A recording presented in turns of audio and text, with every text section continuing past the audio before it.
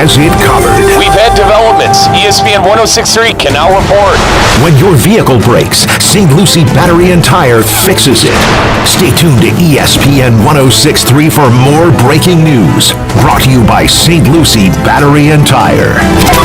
We interrupt our regularly scheduled program for this special presentation of Inter Miami Soccer on ESPN 106.3.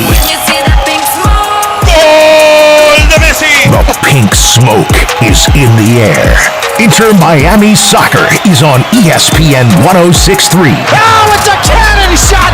Go ahead and give him the goal of the league! This is the Inter Miami pregame show, live from the ESPN West Palm Studios.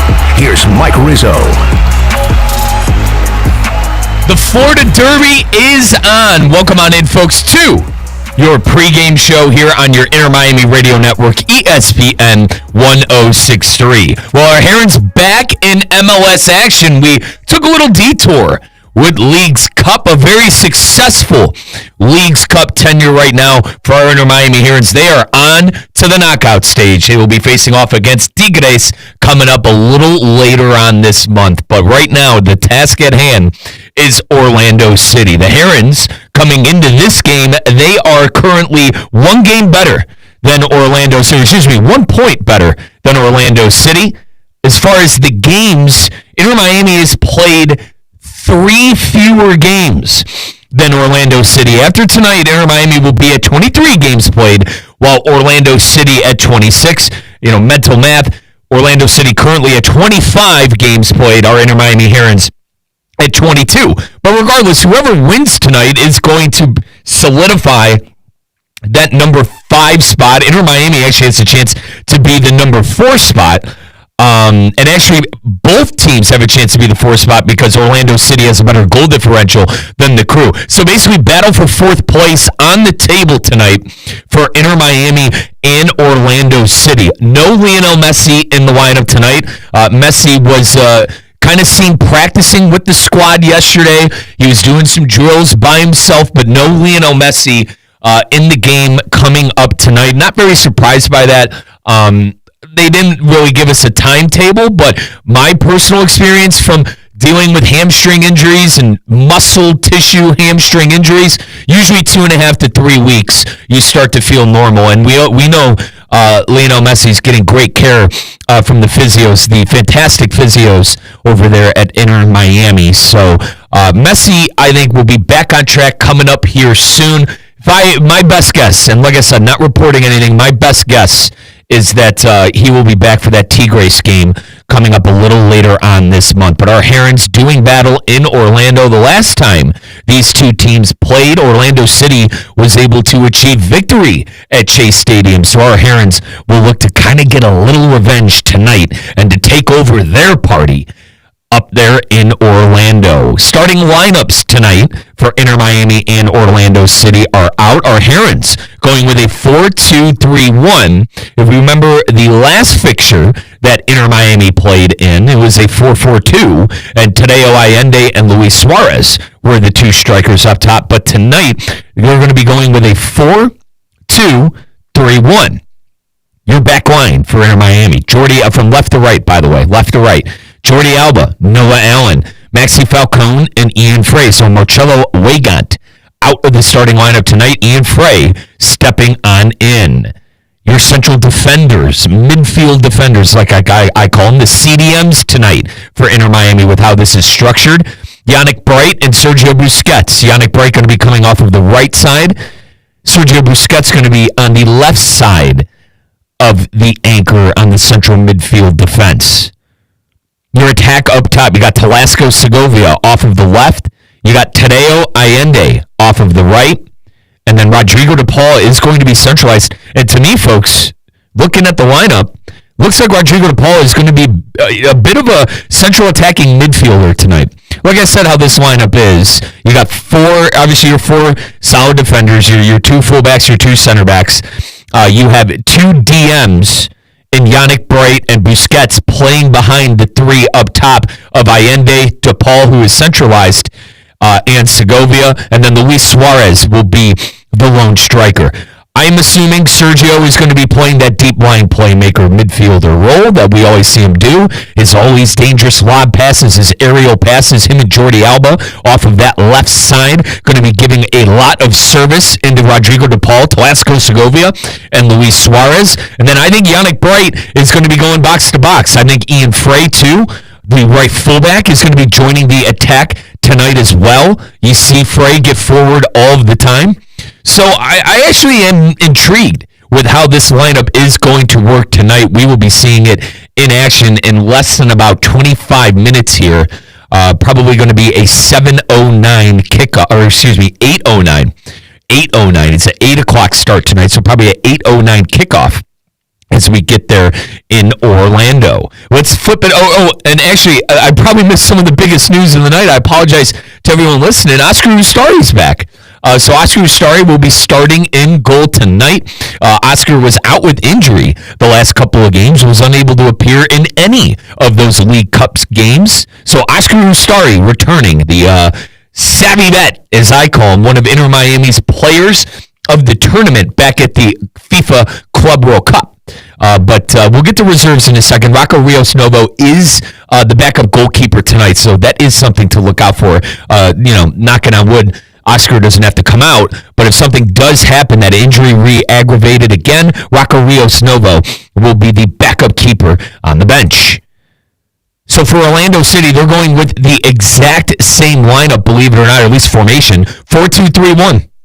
4-2-3-1 with 4 defenders and your 2 fullbacks, 2 center backs, your 2 DMs, 3 attackers, and 1 lone striker up top. The defenders from left to right tonight for Orlando City. You got David Bracalo at center back. You got Robin Janssen. You got at the other center back, Rodrigo Adrian Schlegel. And then the right back tonight is going to be Alex Freeman, the 21-year-old United States player. The central defenders, defensive mids, tip of my tongue, spit it out, kid. The defensive mids tonight, Edward Atusta, and then you got Cesar Araujo on the right. So Atusta on the left and Araujo on the right. And then the left wing coming up tonight is going to be Ivan Angulo. The right wing is going to be Marco Pasalic, and the central attacking midfielder is going to be Martin Ojeda, and then Muriel going to be the striker. So Ojeda, listen, we know this team well. Ojeda and Muriel, very dangerous link up. Very dangerous link up. Muriel, always dangerous in front of net. And then Ojeda as well. Ojeda has scored a plethora of times against Inter Miami already this season. We'll get you stats here for Orlando City and our Inter Miami here. It's coming up in the next segment. But Ojeda and Muriel going to be those 2 attackers that I think Inter Miami is going to be looking to neutralize coming up tonight. But Inter Miami doing battle with Orlando City up in Orlando. Both squads going with that 4-2-3-1. No Lionel Messi in the lineup for the Herons. Oscar Ustari in between the sticks, back between the posts. But Telesco Segovia, Tadeo Allende, and Luis Suarez probably going to be doing the heavy lifting, if I had to assume, on the goal-scoring business tonight. But the last time Inter Miami was out and playing, this man made a big impact. Have a good ball to Paul, and he scored from just outside the 6-yard box. Oh, but what a beautiful assist! A wonderful job of getting on the end of it. It was Suarez who was able to get a foot on it. He floated it to DePaul, who has his first goal in an Inter Miami shirt. We're level at 1 in the 44th minute.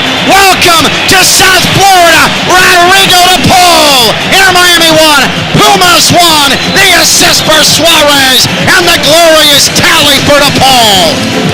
And with DePaul playing that central attacking midfielder tonight, I'm assuming his odds of getting a goal are going to be exponentially higher if he was in his normal spot, which is kind of that box-to-box enforcer for Lionel Messi. But Rodrigo DePaul going to be playing right behind Luis Suarez tonight, as Suarez is going to be the lone striker up top. I mentioned that Inter Miami and Orlando City neck and neck on that table race, even though the Herons are 3 games behind Orlando City as far as games played in the MLS. Orlando City at 25, our Herons at 22. Inter Miami still manages to have a 1-point lead over Orlando City on that table. Let's take our first time out of the pregame show. You are listening to your official Inter Miami pregame show on your Inter Miami radio network on the English side, ESPN 1063. We are about 29-ish. How about that? 29-ish minutes from kickoff up in Orlando. I'm assuming it is going to be a 8:09 kickoff. 8:09 kickoff for the Florida Derby Part 2 as our Inter Miami Herons look to get their revenge against their bitter rival who took victory the last time these two teams played at Chase Stadium. We'll get you starting lineups again when we come back. We'll go through the starters. We'll go through the formations once again. We'll listen to some highlights. We'll go through some statistics. And we'll continue to break down that MLS table right here on your Inter Miami pregame show. PNC Bank salutes you, Soccer on the Radio listener. While others will just read about the match, you're laser focused on every detail. At PNC Bank, we get it. We're all in on helping you make smart money moves and score your financial goals. See how at pnc.com/brilliantlyboring. PNC Bank, proud banking sponsor of Inter Miami CF radio broadcasts and Brilliantly Boring since 1865. PNC Bank, National Association, member FDIC. Breaking news on ESPN 1063 is brought to you by St. Lucie Battery and Tire. This just in. We begin this hour with breaking news. When news breaks, ESPN 1063 has it covered. We've had developments. ESPN 1063 can now report. When your vehicle breaks, St. Lucie Battery and Tire fixes it. Stay tuned to ESPN 1063 for more breaking news. Brought to you by St. Lucie Battery and Tire. Lytle, Ryder, Smith, Ivy, and Fronrath, proudly representing the residents of South Florida since 1985, and proud supporter of Inter Miami on ESPN West Palm. Lytle, Ryder, Smith, Ivy, and Fronrath has attorneys across South Florida ready to fight for your rights. They've recovered billions for their clients, and you won't pay anything unless you win your case. If you have been injured, call the attorneys at Lytle, Ryder, Smith, Ivy, and Fronrath, 561-867-4117, or online at foryourrights.com. Main office in West Palm Beach. Kaiser University's flagship campus. The 100-acre residential campus at 2600 North Military Trail in West Palm Beach extends Kaiser University's educational offerings to over 100 degrees. Kaiser University also has an athletic program with 26 national championships, including back-to-back-to-back lacrosse titles, and they just won their first ever national championship for men's tennis. Visit KUCHawks.com for the latest on the championship flagship campus of Kaiser University.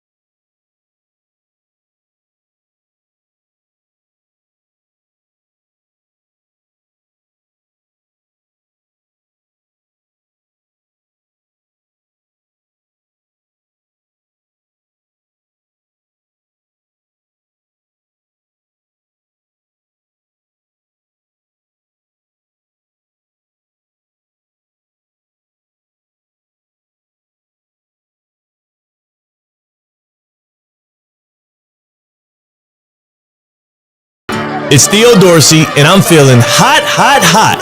Temperatures are up, but your water shouldn't be full of mystery floaties. Culligan's got your back with water testing and reverse osmosis systems to keep things clean, cool, and crisp this summer. And get this, you can try it for just $10 a month. Stay cool, stay hydrated, and stop drinking who knows what. Visit Culligan.com today to schedule your free water test. Hey, Culligan man! Business owners, are your employees driving you nuts? Is money tight? Or have you just poured your heart and soul into your business and now it's time to retire and just relax? At Trans World Business Advisors, they have buyers from all over the world ready to buy your business now. Call for a confidential conversation about your business's current value. 561-203-5121. That's 561-203-5121, or visit tworld.com today. PNC Bank salutes you, Soccer on the Radio listener. While others will just read about the match, you're laser focused on every detail.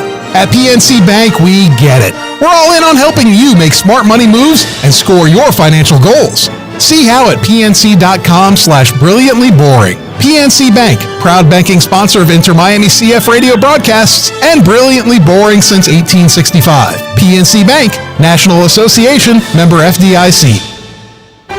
Breaking news on ESPN 106.3 is brought to you by St. Lucie Battery and Tire. This just in, we begin this hour with breaking news. When news breaks, ESPN 106.3 has it covered. We've had developments. ESPN 106.3 can now report. When your vehicle breaks, St. Lucie Battery and Tire fixes it. Stay tuned to ESPN 106.3 for more breaking news. Brought to you by St. Lucie Battery and Tire. The pink smoke is in the air. Inter Miami Soccer is on ESPN 106.3. Let's get back to the Inter Miami pregame show. Here's Mike Rizzo. Just outside the penalty area. Tries, right to Allende. Allende with the goal! A one-touch right-footed strike to Deo Allende! And a second assist for the evening. Luis Suarez. Allende makes it Inter Miami 3. Pumas 1. Just shy of minute number 69. And that might definitively put Inter Miami into the knockout stages of the Leagues Cup. That is the voice of the Inter Miami Herons, the great Ken Levica, on the call there with the signed, sealed, and delivered goal by Tadeo Allende to get Inter Miami into the knockout stage in Leagues Cup. Welcome on back to your Inter Miami pregame show. We're taking you all the way until about 8:09. 8:09, that ball will be rolling up in Miami. You got our Inter Miami Herons doing battle. The Florida Derby Round 2 coming up tonight with Inter Miami in Orlando. Orlando City being the home side this time. Orlando City was able to steal a game down here in South Florida. So Inter Miami looking to play a little spoiler, looking to get their revenge coming up tonight. And it is going to have to be without the great Lionel Messi, who is still nursing that hamstring injury. Speaking of Orlando City, wanted to make sure everyone was aware of this. So there are officially 8 teams left in Leagues Cup. 8 teams left. You got 4 on the MLS side. You got 4 on the Liga MX side. The 4 MLS teams left: Inter Miami, the Seattle Sounders, LA Galaxy. Believe it or not, Galaxy been playing a little better. Obviously been a nightmare for them in the MLS. They're already out of it. But having a good Leagues Cup. And then Orlando City. So Orlando City, Galaxy, Inter Miami, and the Seattle Sounders. And Orlando City will be doing battle against the Mexican side, Toluca. All of these matches happening in 10 days. 10 days from now, the Leagues Cup quarterfinals will be coming up. Obviously, our Herons going to be taking on Tigres. By the way, Tigres won their final game 7-0 to advance into the knockout stage. So Inter Miami and Tigres, 2 giants here in North America, going to be an absolutely fantastic match. And listen, this is I've said this multiple times with Lionel Messi when it concerns his injury. This isn't me reporting anything. I don't have any sources. It is specifically me speculating. If I could sit here and speculate, I think the great Lionel Messi will be back for that game coming up against the Liga MX side Tigres. My best sense, my judgment, I think he will be back against Tigres. Since it's a massive fixture coming up on August the 20th. Massive fixture tonight too, as we've mentioned, Inter Miami and Orlando City. Let's get you some statistics. We'll get to those starting 11s in a second. Once again, if you're just joining us, no Lionel Messi in the starting 11, but a very, very strong starting 11 for Javier Mascherano tonight up there in Orlando. And Oscar Ustari is back in is back at keeper tonight for Inter Miami. As far as Orlando City and who's been scoring the goals in the MLS, it's been Martin Ojeda with 13, Marco Pasalic with 10, Ramiro Enriquez got 7, and then Luis Muriel with 6. Muriel has gotten in a few times against the Herons as well. in that early matchup at Chase Stadium, but Muriel and Ojeda, I think, at least in my opinion, the two most dangerous players on the attack coming up tonight against our Inter Miami Herons. And as far as Inter Miami, if we're going with MLS play, no Messi, but Messi's got 18 goals. He's got 18 goals in the MLS. Tadeo Allende's got 7. Telasco Segovia has 7. Luis Suarez with 5. And Allende, Segovia, and Suarez all in the lineup tonight, which leads us to getting your starting 11s once again. If you're just joining us, 4-2-3-1 for Inter Miami. I went through these lineups earlier, but 4-2-3-1 for Inter Miami. Oscar Ustari back in goal. From left to right, your defenders: Jordi Alba, Noah Allen, Maxi Falcone, Ian Frey. Your central midfielder defenders tonight, your CDMs.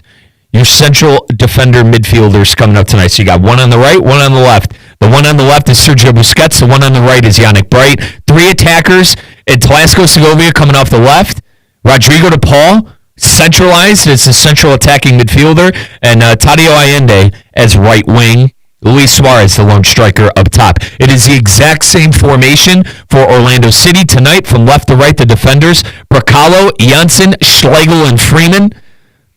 The central defender midfielders tonight, the CDMs: Atuesta and Araujo. I got that pronunciation a lot better this time, by the way. Atuesta and Araujo.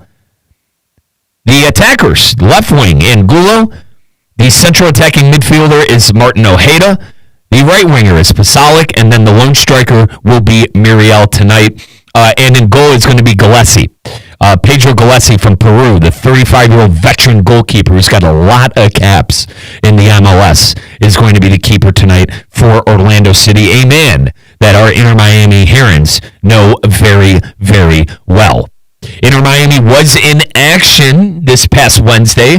I mentioned against Pumas, the Liga MX side in Leagues Cup. Let's go through a couple of highlights here. This lineup will feature, by the way, this lineup tonight will feature a lot of the players that were in the lineup on Wednesday in League Cup action, but it just looks differently on the formation. 4-2-3-1 is the formation for the Herons tonight. It was a 4-4-2 for Inter Miami in this. So a lot of the same cast members, but just the sauce, a little different sauce for Javier Mascherano coming up tonight. Well, Pumas actually opened things up on the scoring side back on Wednesday in the 22nd minute. Now a ball is punched through and a goal for Pumas. Lobbed over the top and a right-footed swipe into goal from 8 yards. And it's deposited easily by Jorge Rubalcaba. The Inter Miami back line fell asleep. Rubalcaba, a perfectly timed run. 1-0 Pumas in the 33rd minute. And this is danger time for Inter Miami. Are they going to find themselves on the outside looking in? I stand corrected. The 32nd minute, Pumas got their goal. But fast forward about 12 minutes later, because Rodrigo de Paul had some solid link-up play with Luis Suarez. Have a good ball to Paul, and he scored from just outside the 6-yard box. Oh, but what a beautiful assist!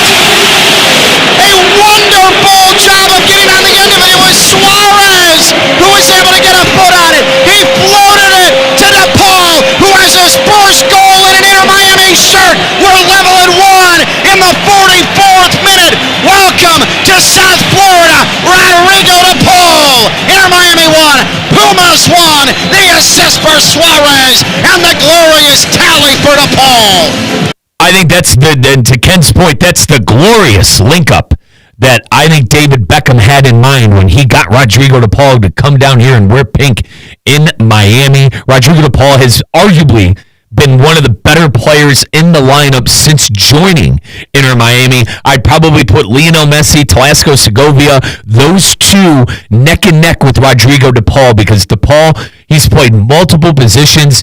He's played the box-to-box role. He's played the anchor on the defensive pivot role. And tonight we're going to be seeing him as a central attacker in the midfield. So de Paul, kind of a Swiss Army knife for Mascherano, and we're going to be seeing him attacking more tonight, at least as far as I could tell from the lineup. I know the great Ken Levica will have more for you here in about 15 minutes when we go pitch side to him for kickoff. Well, Luis Suarez thought he had a goal in the 45th. Let's take a listen. Off a free kick, the ball rolls it, middle of the box, Luis Suarez scored! Straight off the training ground, free kick the ball from 30 yards out, rolled it on to Suarez in a right-footed swipe from 15 yards, 2-1, Inter Miami. 2 minutes into the second half, Luis Suarez ends the goal-scoring drought that goes all the way back to the FIFA Club World Cup, and it couldn't come at a more perfect time. 2-1 Inter Miami. Rodrigo de Paul with the dish. VAR would come in. Luis Suarez was offsides on that, so they washed the goal. And how about that? Rodrigo de Paul involved on that pass as well. But Luis Suarez went a little early on that goal-scoring run. But don't fret, because this happened. As Inter Miami left attacking third again. This is lobbed into the box on to Segovia. And there was a swipe of the ball. Handball Pumas. It's a penalty. Inter Miami's going to the spot. Ismael Cornejo did not hesitate. So handball was given to our Herons, and I almost said Lionel Messi. Luis Suarez got his revenge. Suarez from the penalty arc approaches. Suarez right foot. Oh, a cheeky chip to the middle of goal. Suarez converts. The penalty finds the back of the net. Paul never stood a chance. Luis Suarez, world class. Inter Miami 2. Pumas 1. 58th minute. Inter Miami has the lead. So Suarez is able to get his cheeky penalty kick goal, spot kick goal, and Inter Miami goes up 2-1. That was in the 59th minute. So Inter Miami at that point trying to hang on to that 2-1 lead. And just to rewind back to Wednesday, folks, if all Inter Miami needed was a win in the 90. And what I mean by that, all they needed was a win in the 90 plus extra time, because as we know in Leagues Cup, if you win in penalties, say you win, but you got to go to penalty kicks, you only get 2 points. But if you win in the 90 plus added time, you get all 3 points. So Inter Miami needed all 3 of those points in order to go forward in Leagues Cup. It would have got dicey if Inter Miami only got the 2 points from penalty kicks. But Luis Suarez helping out with that penalty kick. And then Tadeo Allende in the 69th minute, called game. Suarez just outside the penalty arc. Suarez, play to Allende. Allende with the goal. A one-touch right-footed strike to Tadeo Allende. And a second assist for the evening. Luis Suarez. Allende makes it Inter Miami 3. Pumas 1. Just shy of minute number 69. And that might definitively put Inter Miami into the knockout stages of the Leagues Cup. Pumas unable to answer. Inter Miami moving on. 3-1 victory for the Herons at full-time back on Wednesday at Chase Stadium.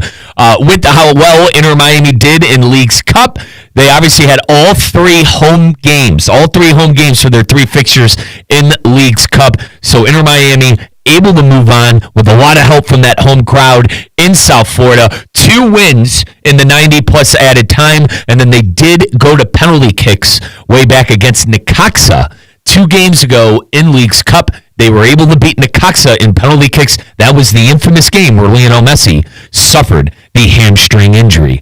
About 10 minutes until kickoff time up there in Orlando. Ken LaVicka and the OG Oscar Gonzalez on site in Orlando. Ken will have the call for you coming up around 8:09. Starting lineups out once again. 4-2-3-1 for both sides. 4-2-3-1 for both sides. We'll start with Inter Miami again. Oscar Ustari, the savvy vet, the go-to for gaffer Javier Mascherano, back in the lineup tonight, back from injury. No Rocco Rios Novo. Oscar Ustari back in keep tonight. From left to right, your defenders. Jordi Alba, Noah Allen, Maxi Falcone, and Ian Frey. So Ian Frey in for Marcelo Weigant coming up tonight. Other than that, kind of business as usual. Maxi Falcone really has become a household name at that right center back position. Noah Allen, I think, has become a household name at that left center back position. Before the year, Noah Allen really played fullback most of the time. But Inter Miami and Javier Mascherano has centralized Noah Allen this year. Let's give him some credit. He's played well at the position. So that's the back line for the Herons tonight. Your central defending midfielders tonight, Sergio Busquets on the left, Yannick Bright on the right. Sergio going to be playing that deep lying playmaker with his always dangerous lob passes over top, through balls. Sergio, a magician, passing in that midfield. And with Telasco Segovia coming off of the left, Rodrigo De Paul centralized tonight, and Luis Suarez up top, Busquets is going to have a field day with his passing. Yannick Bright, the right, as I said, central defending midfielder tonight. He is going to be box to box. He will be all over the place. He will be going down to the opposing goal. He will be coming back and defending like his hair is on fire. Yannick Bright going to be doing it all at that right central defending midfield position.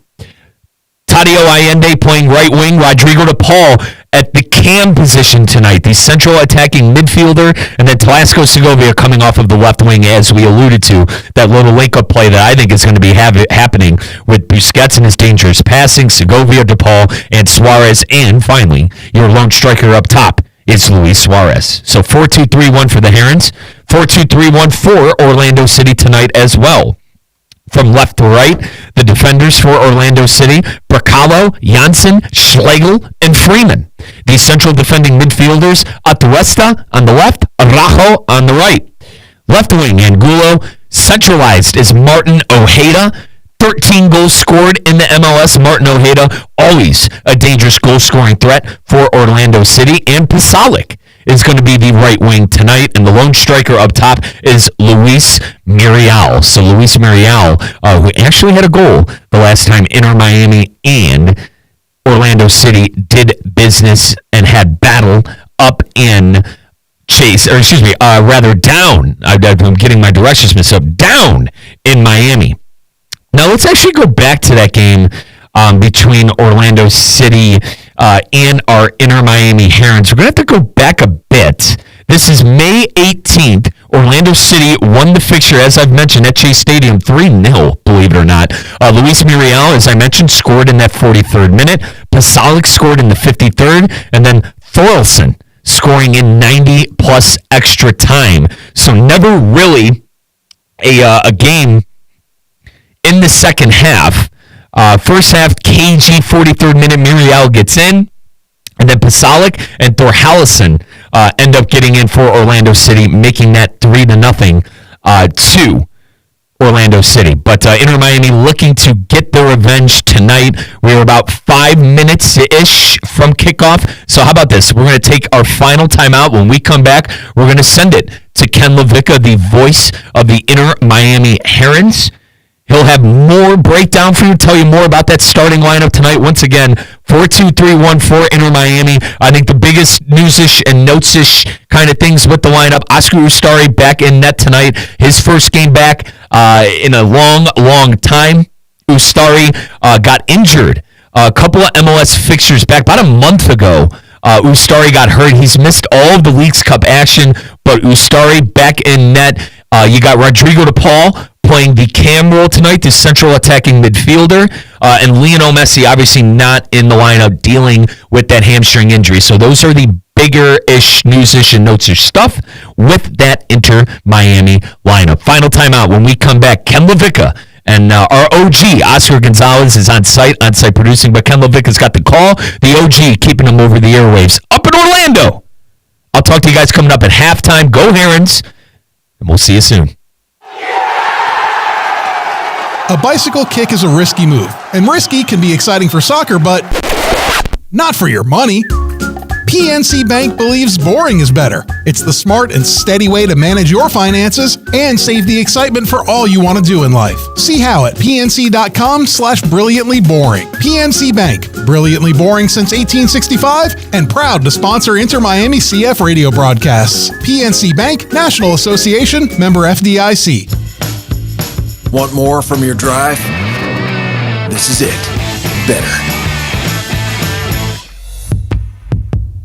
Lytle, Ryder, Smith, Ivy, and Fronrath, proudly representing the residents of South Florida since 1985, and proud supporter of Inter Miami on ESPN West Palm. Lytle, Ryder, Smith, Ivy, and Fronrath has attorneys across South Florida ready to fight for your rights. They've recovered billions for their clients, and you won't pay anything unless you win your case. If you have been injured, call the attorneys at Lytle, Ryder, Smith, Ivy, and Fronrath, 561-867-4117, or online at foryourrights.com. Main office in West Palm Beach.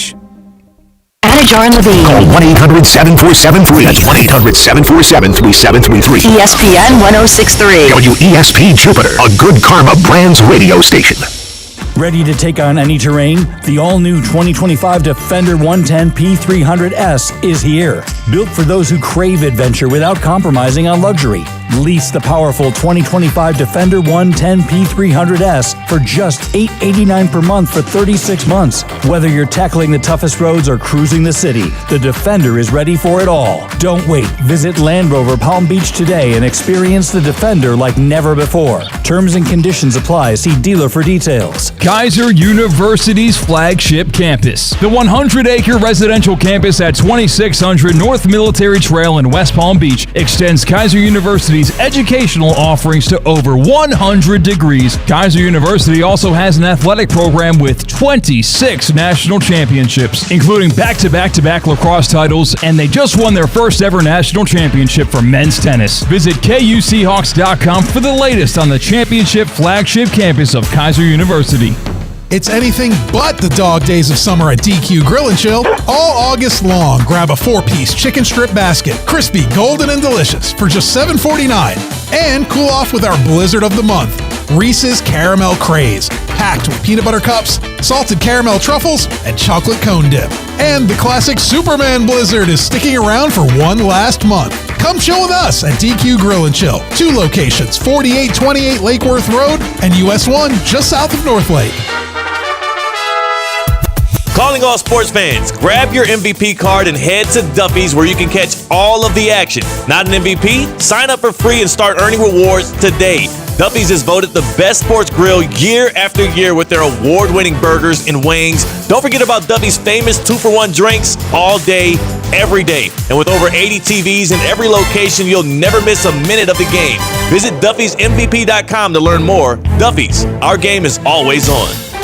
Breaking news on ESPN 1063 is brought to you by St. Lucie Battery and Tire. This just in, we begin this hour with breaking news. When news breaks, ESPN 1063 has it covered. We've had developments. ESPN 1063 can now report.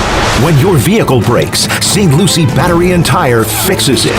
Stay tuned to ESPN 1063 for more breaking news. Brought to you by St. Lucie Battery and Tire.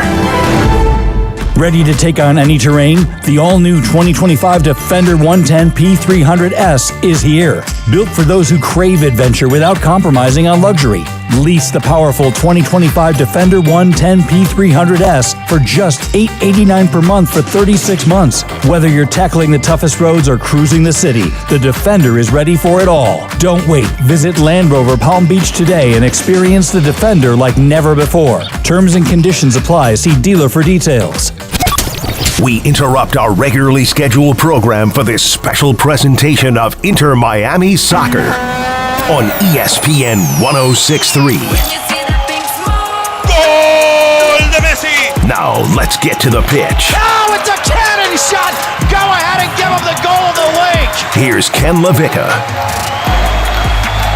Inter Miami is looking to pick up a rivalry win in the Florida Derby, and it's time for a little bit of revenge after a match to forget back on May 18th in Fort Lauderdale. Inter Miami has headed north 3.5 hours, and it's time to tangle with Orlando City. Inter Miami, Orlando City, Sunday Night Soccer here on the Inter Miami Radio Network. And a very special good evening to all of you from Inter & Co. Stadium in Orlando. I am Ken LaVicka. To my right, the OG Oscar Gonzalez on-site engineer. Mike Rizzo back in the network studios in West Palm Beach. Both teams have just exited the tunnel. Inter Miami comes into this one just ahead of Orlando City in the MLS Eastern Conference table. Inter Miami 12 victories, 4 defeats, 6 draws, 42 points. Good for 5th in the Eastern Conference. Orlando City just a single point behind Inter Miami. However,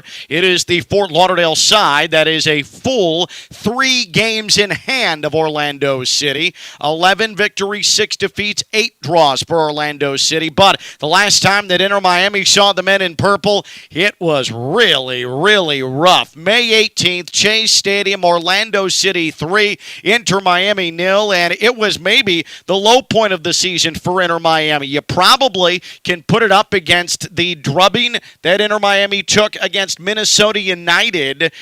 But this being a home match, this being really a one-sided affair, and Inter Miami certainly has that fresh on their minds, coming off of an invigorating Leagues Cup 3-match drama-filled win fest. Inter Miami into the quarterfinals. They are the 2 seed in Major League Soccer. They will play next Wednesday night at Chase Stadium in Fort Lauderdale against Liga MX's Tigres. Orlando City also in the quarterfinals of the Leagues Cup. They draw Toluca as the 3 seed in Major League Soccer. Toluca is the 2 seed with Liga MX. But it is back to MLS play. It has been a while for Inter Miami, and Inter Miami in the Eastern Conference table, yes, they sit 9 points behind not only the Eastern Conference leaders, but also the top team in the Supporters' Shield race, Philadelphia Union. But with Philadelphia drawing with Toronto yesterday 1-1,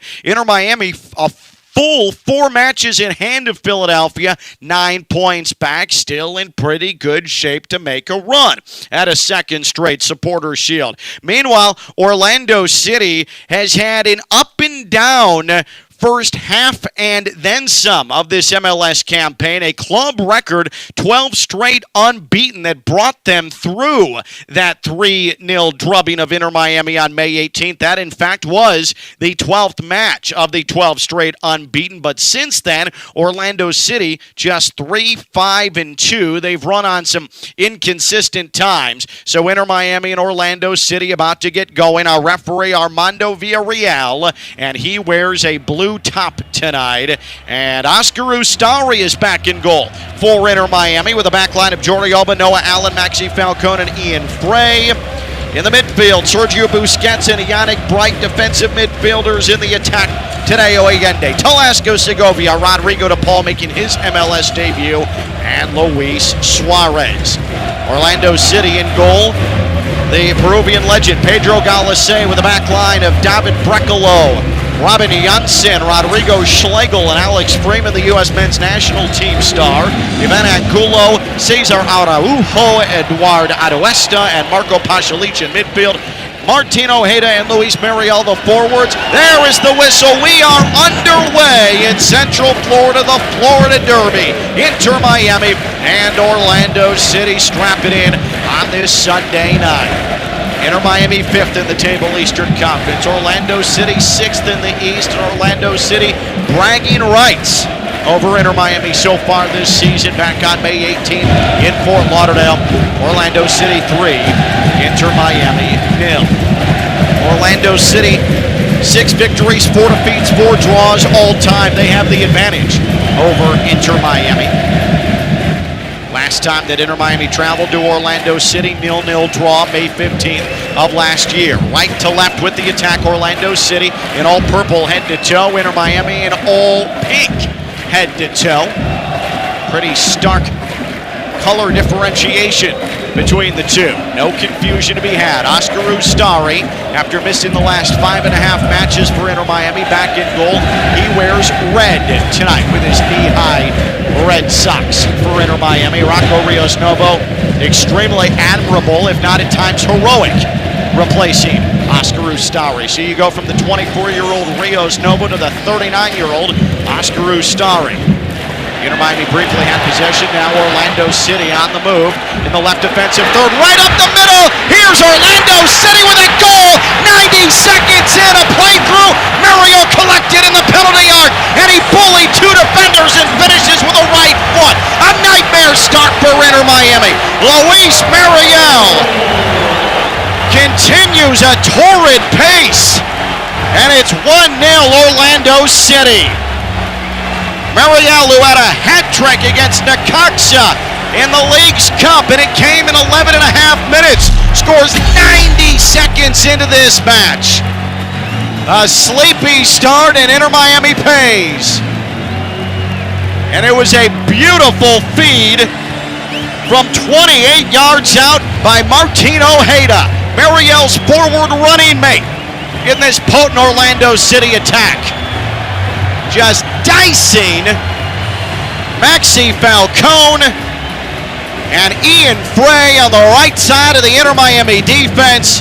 A run right up the middle channel, and Ian Frey got absolutely bodied by the large-statured Luis Muriel.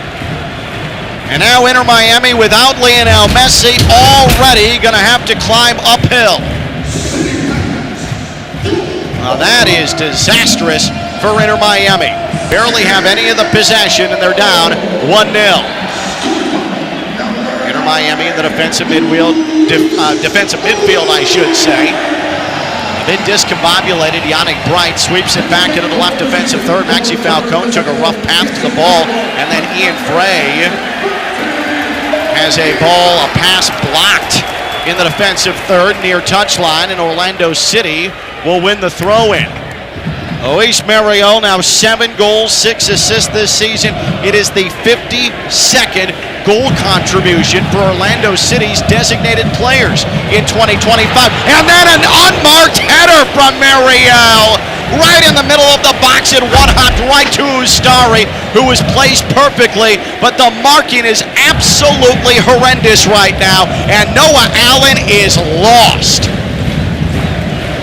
Noah Allen, who made a start in the Leagues Cup, he already responsible in part for 2 massive scoring opportunities for Orlando City, one in the back of the net.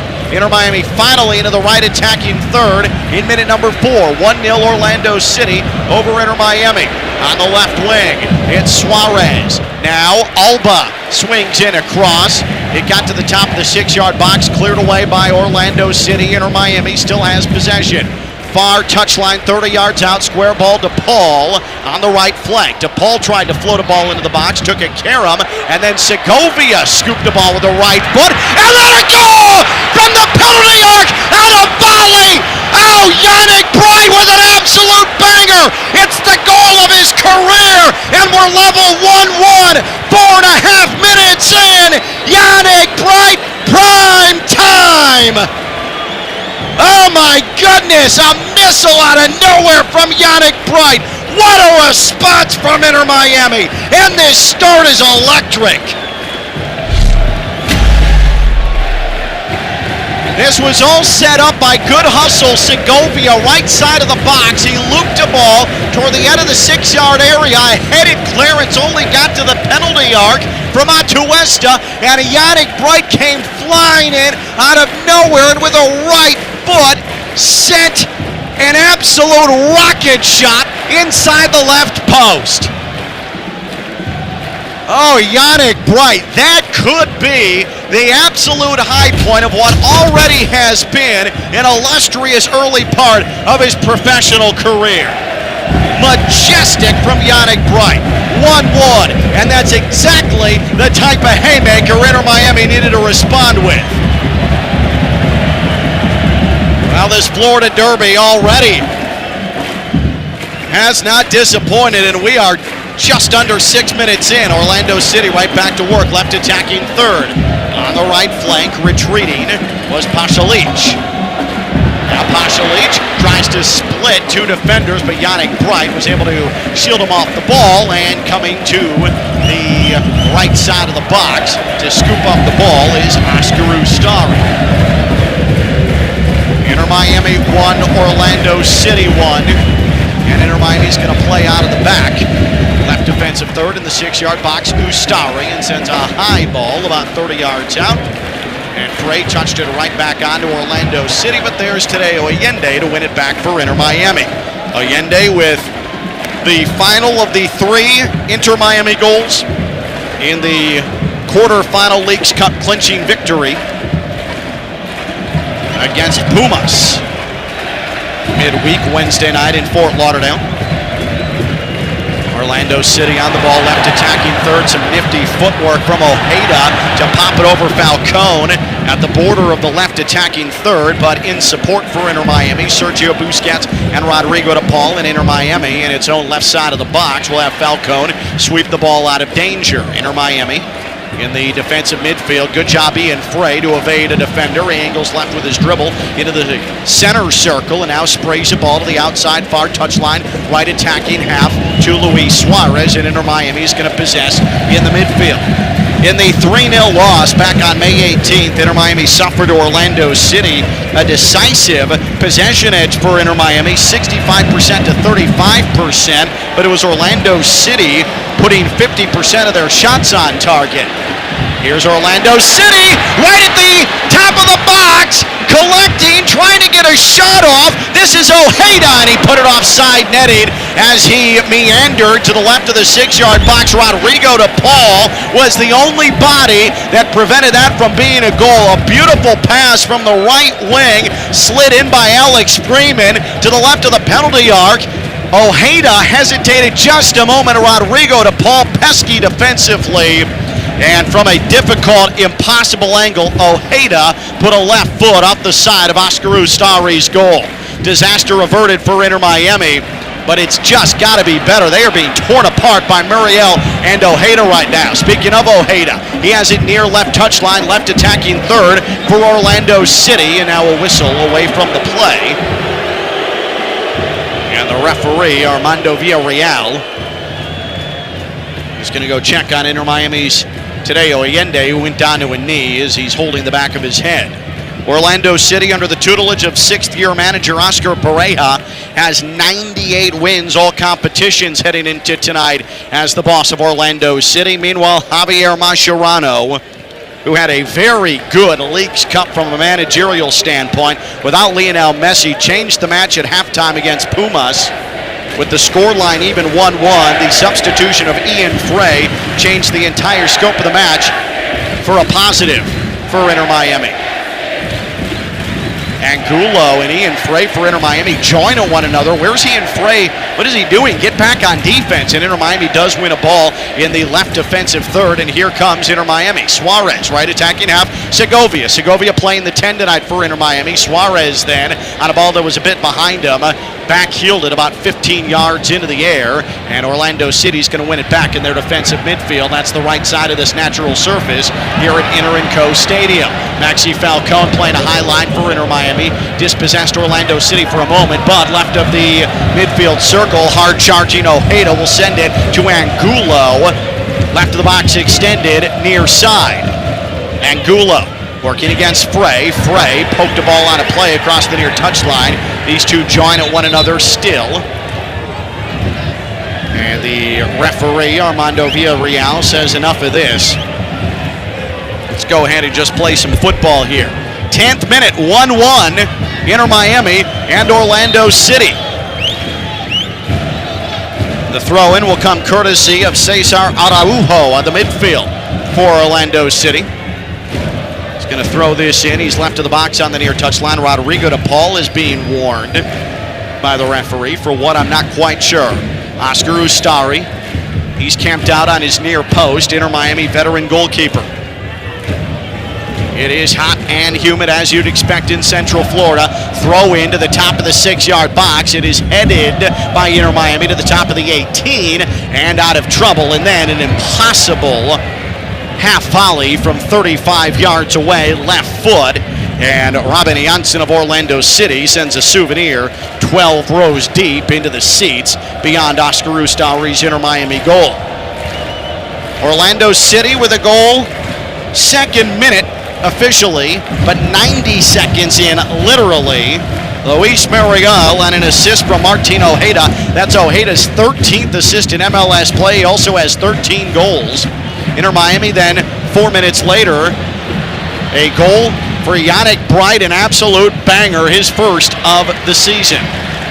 Inter Miami looked like it might have had something to the right attacking third, but Allende could not control the ball as he approached the right flank, and then a long ball, defensive right portion of the pitch to the left attacking third of Orlando City. Ojeda, heavy touch. He also was concerned about going offside, and Inter Miami able to corral near its own end line. Busquets, good ball from the left defensive third into the defensive midfield for Segovia, and Inter Miami is going to try and patiently set up some sort of shape in the attack in their defensive midfield. Bright Far side to near side roller on to Maxi Falcone. He'll send it to the near touchline, just to the defensive side of the midfield stripe for Bright. Inter Miami now coming forward with DePaul on the right flank, 30 yards away. Splits two defenders with a pass. Segovia charges up the mid-channel. Now to the left wing, Suarez, one touch to Bright, and now Jordi Alba. Outside left channel along the touchline. He backtracks for a moment, gives it up Yannick Bright. Bright tried to find Alba, who was making a run into the left side of the area. Didn't get through, though, intercepted by Orlando City. And Orlando City up the far right touchline. Atuesta ran into some Inter Miami traffic, and now Orlando City's going to retreat into the defensive portion of the pitch for the host side, right side of the field. Orlando City's going to race back into the left attacking third. Here's Angulo. Outside left channel, near side. Now Brecalo. Into the middle channel, just in front of the midfield circle. Janssen. To the far side touchline. This the left portion of the pitch. Orlando City in the attack. 13th minute, 1-1. Inter Miami and Orlando City. Second leg of this 2025 Florida Derby. Matchup number 1 claimed by the Central Florida side. Pass into the middle from Brecalo off the mark, and an easy interception. Sergio Busquets in front of his own penalty arc, and now Rodrigo de Paul. A bit of a heavy touch. He was trying to spring Suarez, who was making a run right up the middle from the midfield to the right attacking third, but de Paul put the ball too far out in front of him as he tried to toe poke it through the defense. It was easily intercepted by Araujo. Orlando City 6th in the Eastern Conference. Angulo, near left touchline, tried to feed Ojeda. It was a bit cooked, that pass. It was picked off by Maxi Falcone, but a strong tackle by Brecalo in the left attacking half of Orlando City. On Allende wins it back for the home side. Orlando City, 14th minute, has Angulo on the left wing. Now he's going to whip a ball to the penalty arc. Yannick Bright took care of that and cleared it. But still possession for Orlando City. Schlegel, far right touchline, Orlando City. Charging forward is Freeman. Now, just outside the left portion of the box, Brecalo for Orlando City. Left of the area, Angulo. He retreats backwards, makes a turn. He's on his right foot. Rodrigo de Paul shouts out defensive instructions for Inter Miami. Freeman, middle channel. Now, left wing, Freeman. Freeman going to send it back about 30 yards away. Good patience here, Orlando City. Angulo sends a ball through left side of the area. Across the face of goal, nearly found Pashalic. He couldn't get a right foot on it. Ojeda delivered a dime, but could not connect with Pashalic, who had beaten Noah Allen to the far post. And Noah Allen's having all sorts of problems. The ball rolls across the far touchline in Inter Miami's left defensive third, and this should be a throw-in for Inter Miami. 1-1, Inter Miami and Orlando City, but boy, Noah Allen, who already in on conceding the Orlando City goal, is nearly conceded 2 more, and we're only in the 15th minute. The homegrown product not having a first half to remember. Ian Frey from his right back spot won a bouncing ball in the midfield, absolutely surging through 3 Orlando City players, gliding, and gets Inter Miami the possession. Inter Miami just inside the attacking midfield, right of the midfield circle. Sergio Busquets is going to pop it back into the defensive portion of the pitch. Noah Allen, far side. Will roll it near side, Maxi Falcone. Falcone stays patient, surveys his options. And Rodrigo de Paul was going to try and take it off Falcone's feet. Falcone striped the ball back to himself, and I don't think de Paul was pleased with that. Meanwhile, Busquets to Luis Suarez. Suarez passed it back to the defensive half. It was given away to Ojeda. Ojeda tried to play Muriel through from distance, and Inter Miami able to recover with Maxi Falcone. But Orlando City very comfortable on the ball here in the opening half. This is a bit of a role reversal from the first meeting between the two teams, where Inter Miami just sat in possession, couldn't generate any scoring opportunities. Orlando City, heavy advantage in possession here through 17 minutes. Inter Miami now has 50 goals in the MLS season. They came into tonight tied for second in Major League Soccer. They are now even for the top spot in MLS. Orlando City has 47 goals for. That is fourth in Major League Soccer. A foul against Inter Miami just outside the border of the left, attacking third for Orlando City. Angulo went to the ground, and it'll be Tadeo Allende whistled for the infraction. Just a little bit of a toe to the back heel of Angulo sent him to the ground. Orlando City 5-4-3, 5 victories, 4 defeats, 3 draws at home, 16th in Major League Soccer. Points per game at home. They have not been very potent in front of their home fans in Central Florida. Inter Miami, meanwhile, is second in MLS in points per game away. Here is a free kick from 30 yards away. Left wing. It was headed away by Maxi Falcone. Right side of the box, though, it fell to an Orlando City foot, but a shot from Ojeda was blocked, and Inter Miami on the counter. Here's DePaul in the right attacking 30. Has it on the left wing far side. DePaul plays it on to Suarez. Now Segovia back to Suarez, left of the box, and he tried to put a shot from the left of the area to the near post. He swiped it with a left foot, but a diving save from Galassi to protect that far post.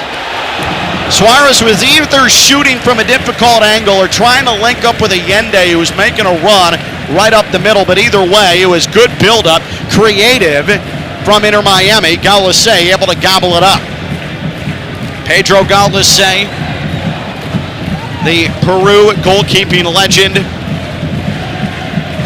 retired briefly from the Peruvian national team, only to come back, wears the captain's armband, and a long ball defensive half, and it nearly found Allende at the top of the box. Inter Miami has Segovia win it left of the box, gives it to Allende, and he had to adjust his body, got a right foot onto it, but that first touch failed him, but that is nothing to blame him for. That would have been a difficult contortion of his body. Meanwhile, Oscar Ustari comes to volley a ball away, and then Orlando City put a ball from 40 yards away off the far post.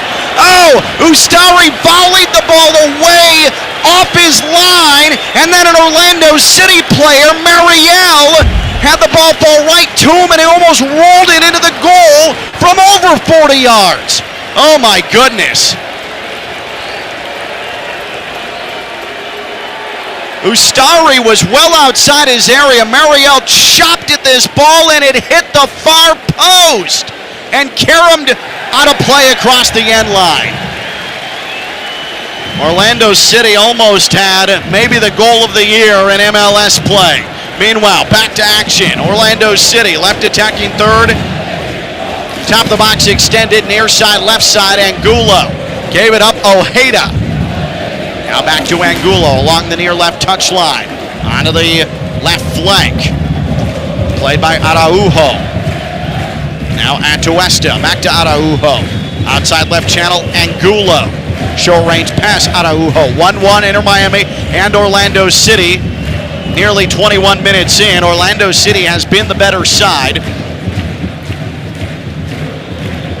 But Yannick Bright has the superstar goal so far on a volley, top of the box.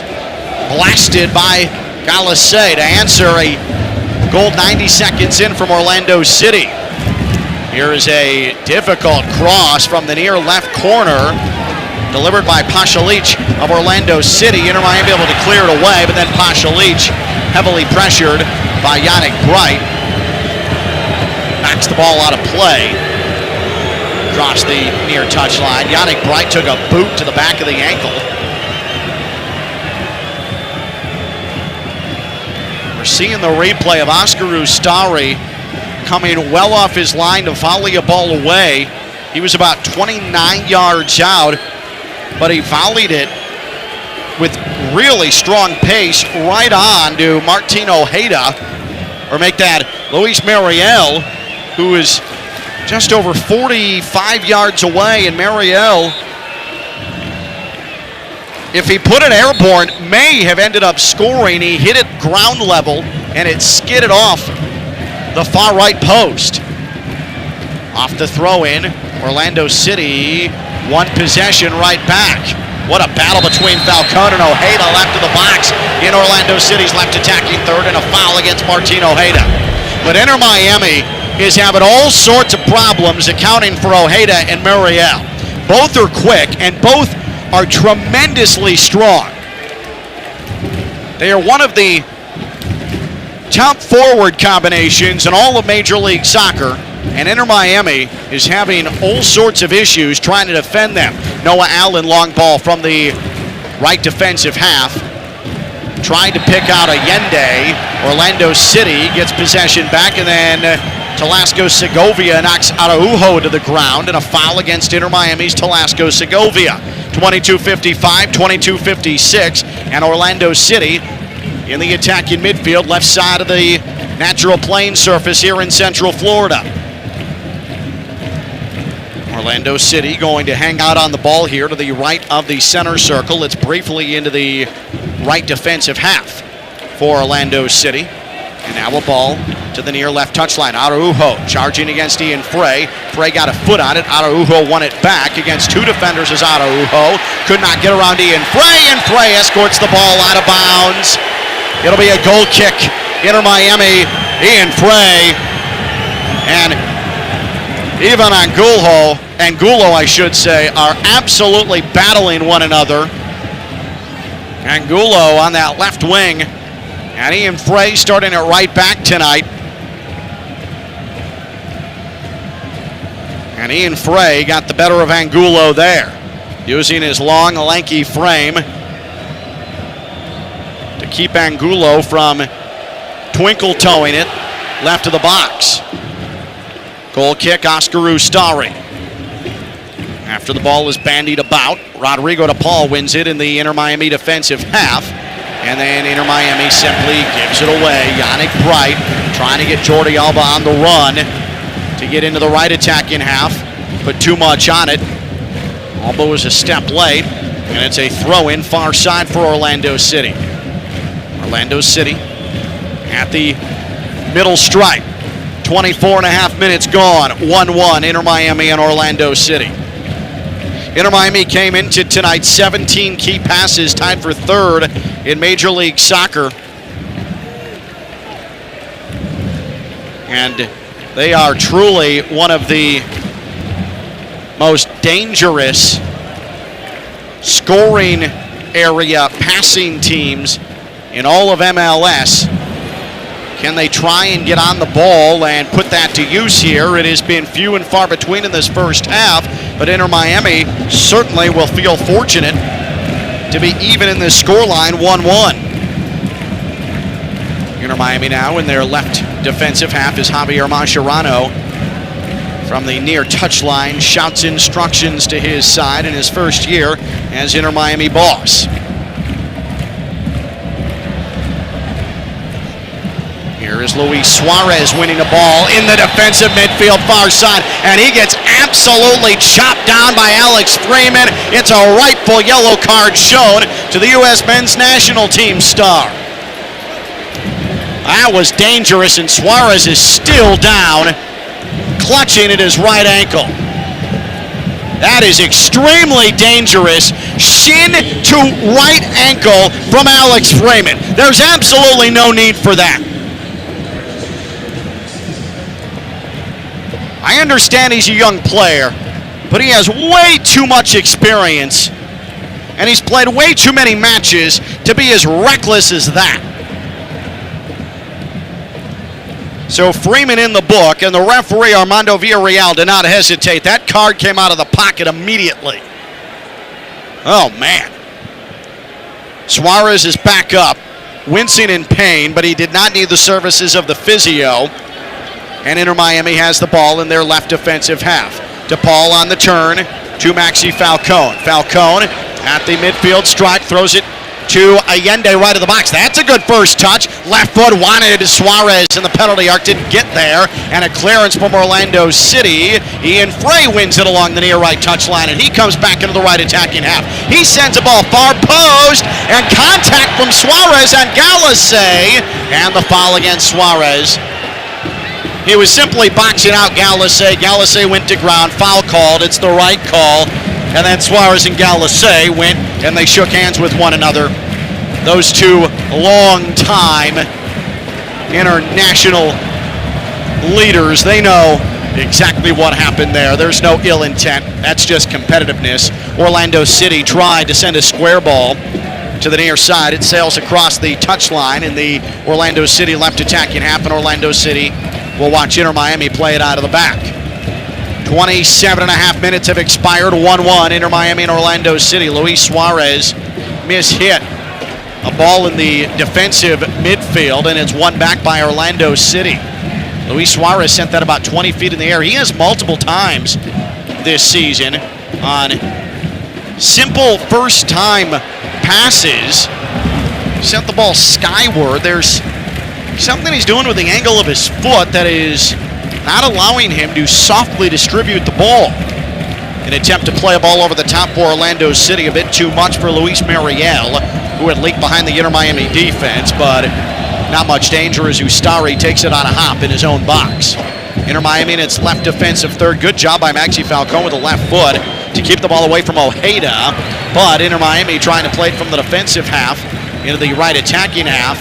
Allende the target, but it was easily intercepted by David Brecalo, Orlando City left back.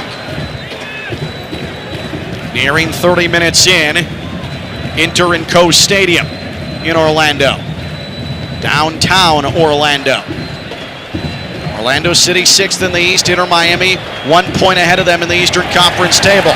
Here's a nifty delivery from the midfield. Angulo has it just inside the left portion of the box. Wanted defeated to Ojeda, who is just to the left of the penalty spot, and Ian Frey there to save the day. He does concede a corner across the left end line, and Orlando City has our first corner of the entire match, and it comes nearly 30 minutes in. This will be a near side to far side in-swinging corner delivered by Martin Ojeda of Orlando City, who picked up his 13th assist of the night 90 seconds into this one. 1-1, Inter Miami and Orlando City, set piece for the home side. Ojeda puts his foot into it to the back post, and Ian Frey got a head on it before Schlegel of Orlando City could soar in. On the right border of the 6-yard box, it rolls out a play, far touchline, and this is going to be an Inter Miami throw-in. Now, Ian Frey, 2 winning defensive plays in this sequence for Inter Miami, 1 run of play and 1 off the set piece. But then Inter Miami turns it over immediately after the throw-in, and so Orlando City has a left attacking third throw-in, top of the box extended, far side, right side. Unforced error, and it's Cesar Araujo in the midfield who will throw it in. He takes a running start, sends it to the right side of the box. Noah Allen got a head on it, and Segovia one-touches a pass to Suarez. A header to Alba, and that's where the attack ends. Alba was off balance, and as he delivered a ball into the right attacking half, no way Allende was going to get there, and Orlando City wins it right back. Sergio Busquets working hard defensive midfield for Inter Miami to possess the ball briefly, but Orlando City right back on it in the center circle in the attacking half. So Orlando City right to left in the attack. We are just past the half-hour mark here at Inter & Co Stadium, Orlando, Florida. I'm Ken LaVicka. To my right, Oscar Gonzalez, onside engineer, the OG, Mike Rizzo back in the network studios in West Palm Beach. Inter Miami 1, Orlando City 1, and Inter Miami concedes a left attacking third, deep attacking third, far side throw-in. Orlando City has dominated possession, but Inter Miami is level on the scoreline with Orlando City. Yannick Bright, his first goal of the season in the 5th minute to answer an Orlando City goal that came 90 seconds in from Luis Mariel. Orlando City tries to deliver a ball from right of the box and blast off of Jordi Alba. The crowd asking for a handball, but Jordi Alba wasn't inside the box. Then a misplay from the defense of Orlando City, and Tadeo Allende just overran a ball. He could have been 1v1 with the keeper, and instead he just ran right by it. Defenders chasing him, and he just overran the ball.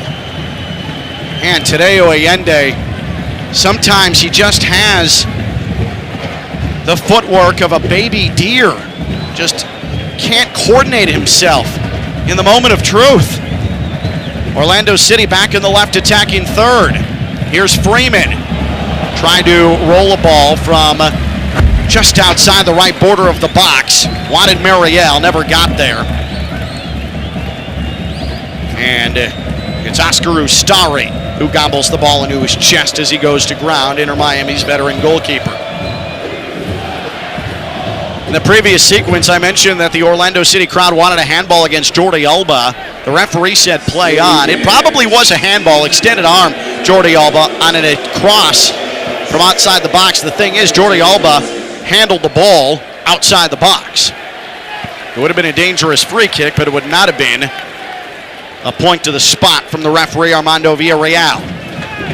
We welcome you to minute number 33 in this 1-1 match. Florida Derby, Orlando City and Inter Miami.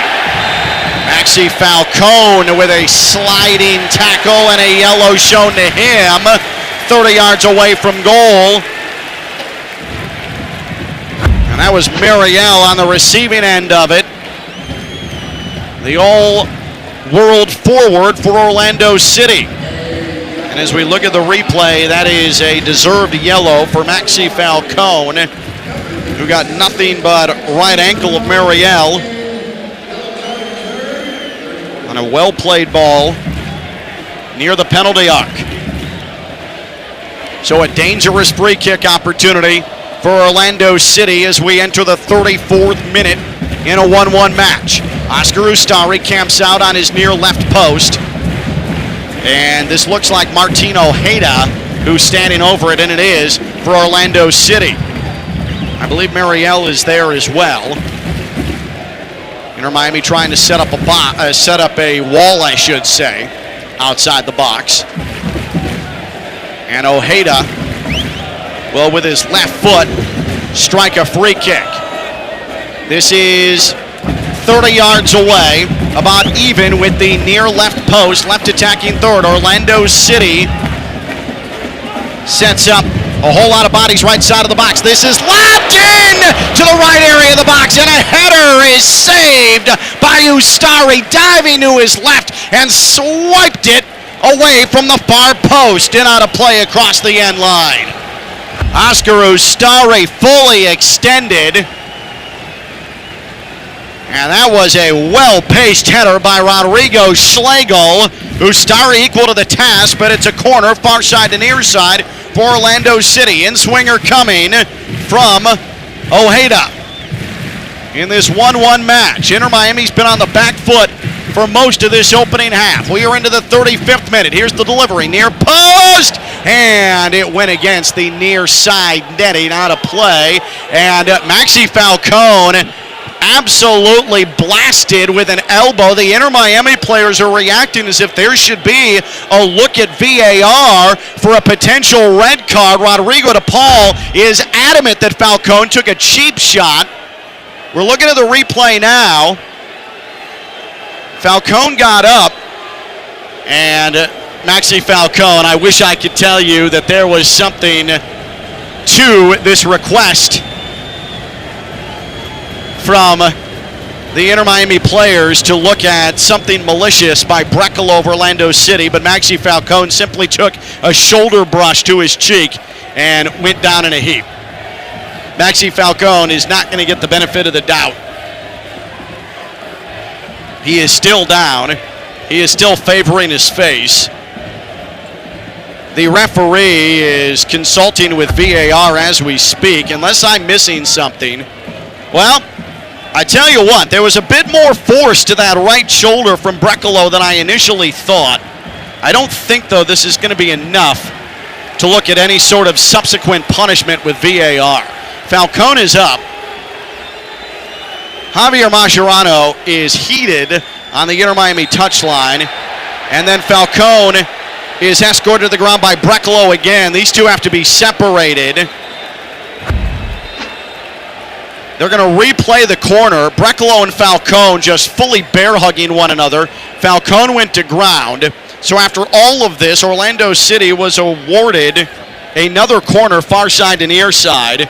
Inter Miami apparently deflected the ball out of play on that previous corner to the near post.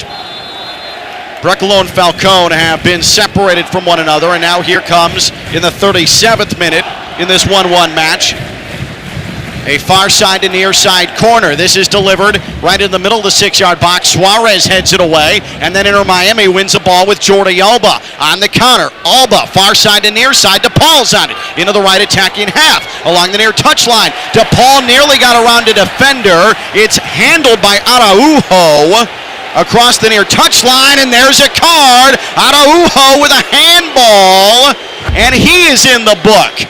He slid to ground trying to tackle DePaul. It was a nifty piece of footwork from DePaul, who olayed Araujo, who slid by, arms extended, and the ball clearly went off of his left forearm. Second yellow of the match for Orlando City. Freeman has one, Araujo has one. And Inter Miami will have a free kick near touchline, about 34 yards away. And DePaul sends a high ball right into the middle of the box. It is cleared away by Orlando City. Ian Frey won it momentarily, but Orlando City able to clear it and bomb it all the way back to the defensive midfield. Look out, Noah Allen. He did well on a bouncing ball to head it on to DePaul. And DePaul some real estate right attacking half. Square ball to Jordi Alba. He has it left defensive half, left to the center circle. Now in the midfield circle is Sergio Busquets, left side of the pitch, and he is going to retreat briefly and sweep a ball on to Noah Allen. He'll left foot punch one into the right attacking half near right touchline to Paul. DePaul, good pace on a ball to Suarez, middle channel.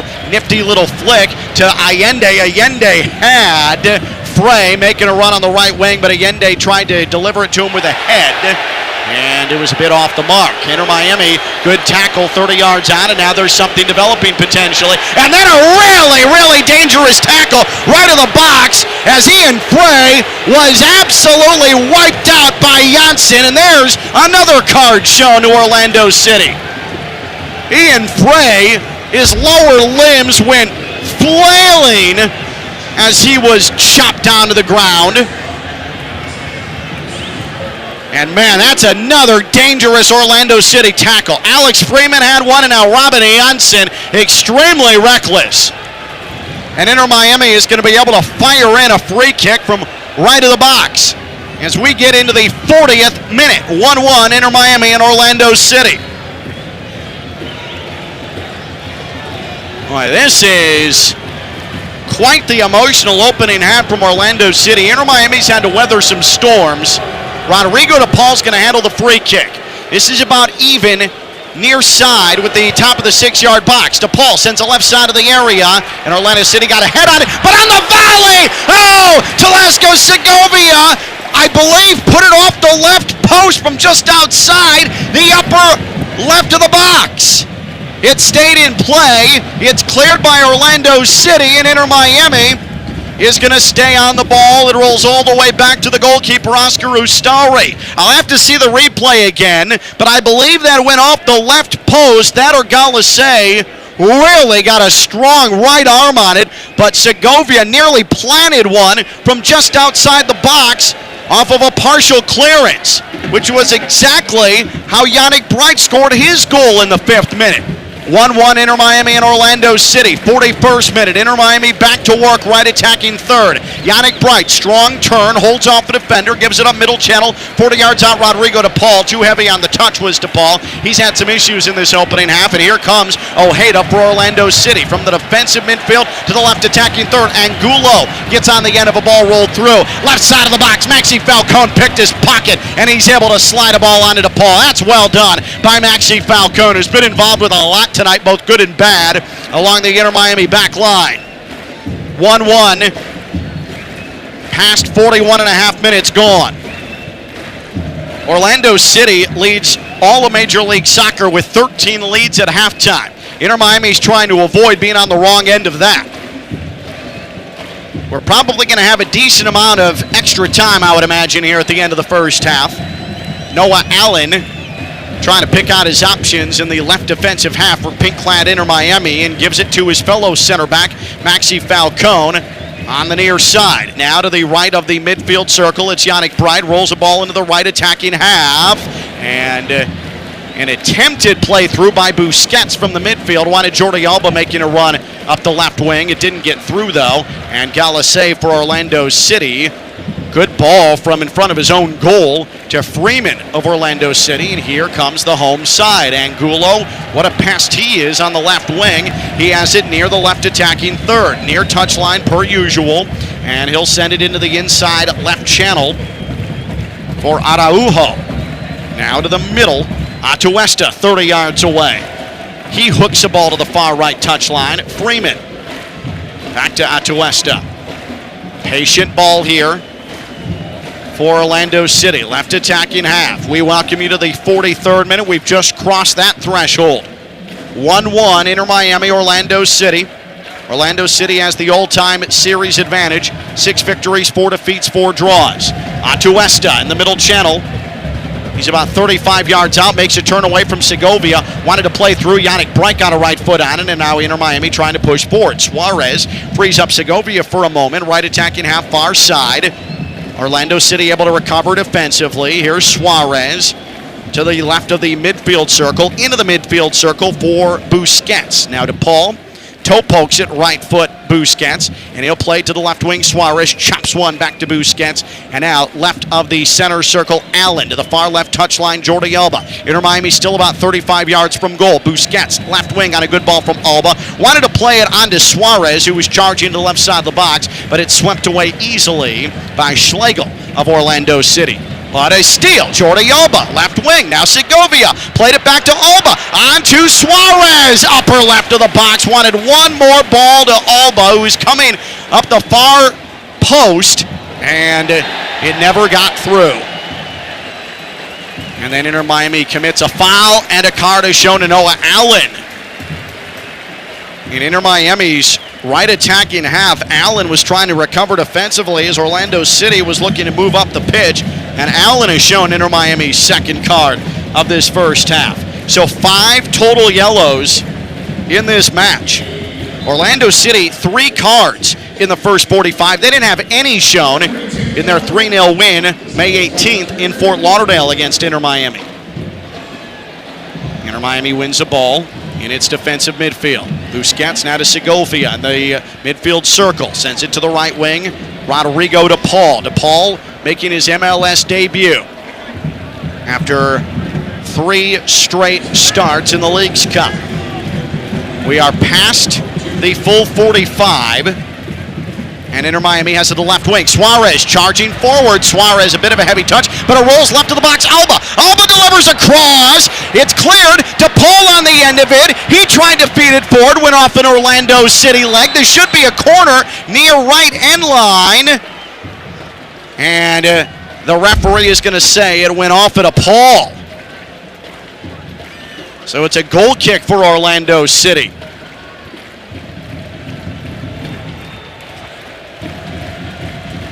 And it's only 2 additional minutes. I was wrong. Extra time presented by your South Florida Audi dealers. Test drive the Q5 today at your local South Florida Audi dealer or visit AudiUSA.com to learn more. So we're already a minute into extra time. And by the way, in this first half, Telasco Segovia, his lone shot on goal, it happened about 5 minutes ago, just outside the left portion of the box on a poor clearance. He put a well-paced, right-footed shot towards goal. It was indeed a save from Galasay, and that was headed towards the back of the net. 1-1, Inter Miami and Orlando City.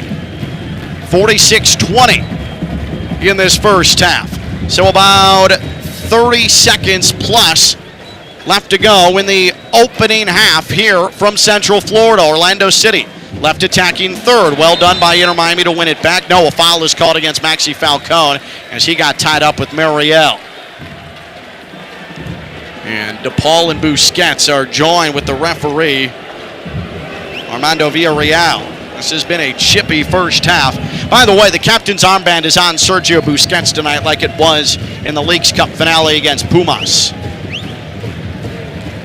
So we have played both of the additional minutes here in this first half. This free kick, in all likelihood, the last kick of the half for Orlando City. It comes from distance, near right channel, 40 yards away. This is going to have to be served up right side of the box.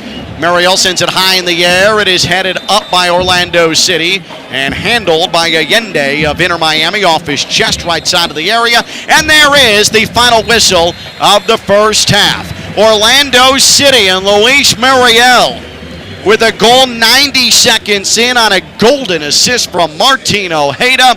But just 4 minutes later, Yannick Bright with a beautiful goal of volley from distance. And we are level 1-1. Mike Rizzo has your halftime show. When we return, Inter Miami 1, Orlando City 1. This is Inter Miami football. Anajar and Levine. Call 1-800-7473. That's 1-800-747-3733. ESPN 1063. WESP Jupiter, a Good Karma Brands radio station. It's Theo Dorsey, and I'm feeling hot, hot, hot. Temperatures are up, but your water shouldn't be full of mystery floaties. Culligan's got your back with water testing and reverse osmosis systems to keep things clean, cool, and crisp this summer. And get this, you can try it for just $10 a month. Stay cool, stay hydrated, and stop drinking who knows what. Visit Culligan.com today to schedule your free water test. Hey, Culligan man! Look, up in the sky. It's a bird.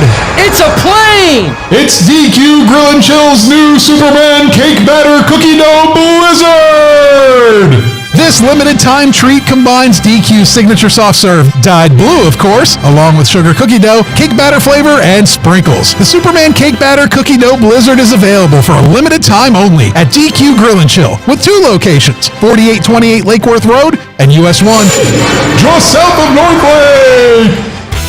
Hey, Steph Prince here, General Manager of ESPN West Palm, to tell you about a team that has meant a lot to me and this community for a long time.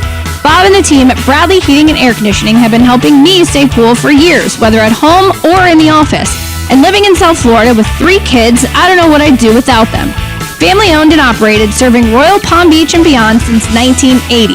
Let the knowledgeable and trained team at Bradley help you with your residential and commercial needs, installation, repair, seasonal maintenance, upgrades of all makes and styles and models of HVAC equipment, and so much more. Bradley Heating and Air Conditioning does things right the first time and makes the process smooth, stress-free, and most importantly, keeps you cool. Give them a call at 561-793-7497. That's 561-793-7497 or bradleyair.com. Any need, big or small, trust the amazing team at Bradley Heating and Air Conditioning. Look, up in the sky. It's a bird. It's a plane. It's DQ Grill and Chill's new Superman Cake Batter Cookie Dough Blizzard! This limited time treat combines DQ's signature soft serve, dyed blue of course, along with sugar cookie dough, cake batter flavor, and sprinkles. The Superman Cake Batter Cookie Dough Blizzard is available for a limited time only at DQ Grill and Chill with 2 locations, 4828 Lake Worth Road and US 1, just south of Northlake. It's Theo Dorsey, and I'm feeling hot, hot, hot. Temperatures are up, but your water shouldn't be full of mystery floaties. Culligan's got your back with water testing and reverse osmosis systems to keep things clean, cool, and crisp this summer. And get this, you can try it for just $10 a month. Stay cool, stay hydrated, and stop drinking who knows what. Visit Culligan.com today to schedule your free water test. Hey, Culligan man! Hey, Steph Prince here, General Manager of ESPN West Palm, to tell you about a team that has meant a lot to me and this community for a long time. Bob and the team at Bradley Heating and Air Conditioning have been helping me stay cool for years, whether at home or in the office. And living in South Florida with 3 kids, I don't know what I'd do without them. Family owned and operated, serving Royal Palm Beach and beyond since 1980. Let the knowledgeable and trained team at Bradley help you with your residential and commercial needs, installation, repair, seasonal maintenance, upgrades of all makes and styles and models of HVAC equipment, and so much more. Bradley Heating and Air Conditioning does things right the first time and makes the process smooth, stress-free, and most importantly, keeps you cool. Give them a call at 561-793-7497. That's 561-793-7497 or BradleyAir.com. Any need, big or small, trust the amazing team at Bradley Heating and Air Conditioning. Lytle, Ryder, Smith, Ivy, and Fronrath, proudly representing the residents of South Florida since 1985, and proud supporter of Inter Miami on ESPN West Palm. Lytle, Ryder, Smith, Ivy, and Fronrath has attorneys across South Florida ready to fight for your rights. They've recovered billions for their clients, and you won't pay anything unless you win your case. If you have been injured, call the attorneys at Lytle, Ryder, Smith, Ivy, and Fronrath, 561-867-4117, or online at foryourrights.com. Main office in West Palm Beach. The weather is heating up and summer is here. Stay cool with EDS Air Conditioning. Right now, qualified customers can take advantage of 0% interest for 60 months on a brand new AC. Hot streaks belong in sports, not in your home. With over 800 Google reviews and a 4.8 star rating, EDS is the name you can trust since 2006. Visit EDSIsYes.com today. Game day comfort starts now. Don't sweat the small stuff. Want more from your drive? This is it. The all-new Audi Q5. Our best made better. Putting the ball behind the keeper takes lots and lots and lots of tireless work that leads to something brilliant. It's the same with PNC Bank. They take a smart, practical approach with your money so you can score brilliant financial goals. PNC Bank, brilliantly boring since 1865 and proud banking sponsor of Inter Miami CF radio broadcasts. Visit pnc.com/brilliantlyboring. PNC Bank, National Association, member FDIC. Calling all sports fans, grab your MVP card and head to Duffy's where you can catch all of the action. Not an MVP? Sign up for free and start earning rewards today. Duffy's is voted the best sports grill year after year with their award-winning burgers and wings. Don't forget about Duffy's famous 2-for-1 drinks all day, every day. And with over 80 TVs in every location, you'll never miss a minute of the game. Visit Duffy'sMVP.com to learn more. Duffy's, our game is always on. Kaiser University's flagship campus. The 100-acre residential campus at 2600 North Military Trail in West Palm Beach extends Kaiser University's educational offerings to over 100 degrees. Kaiser University also has an athletic program with 26 national championships, including back-to-back-to-back lacrosse titles, and they just won their first ever national championship for men's tennis. Visit KUCHawks.com for the latest on the championship flagship campus of Kaiser University. The pink smoke is in the air. Inter Miami Soccer is on ESPN 106.3. Here's Mike Rizzo. 1-1 your score at halftime. Inter Miami and Orlando City still horns locked as we have played 45 and extra time up in Orlando. Welcome on into the halftime show. This is your Inter Miami Radio Network on ESPN 106.3. We had 2 goals in the first 10 minutes. Luis Muriel scoring in the second minute and Yannick Bright scoring in the 8th. Seemed, I feel like the Yannick Bright goal was earlier than that, but regardless, 2 goals in 10 minutes, and then a very, very cagey first half after that. Folks, we have 5 yellow cards, and we're only at halftime. Noah Allen picked up, actually, let's start from the beginning. Alex Freeman picked up a card for Orlando City in the 26th minute.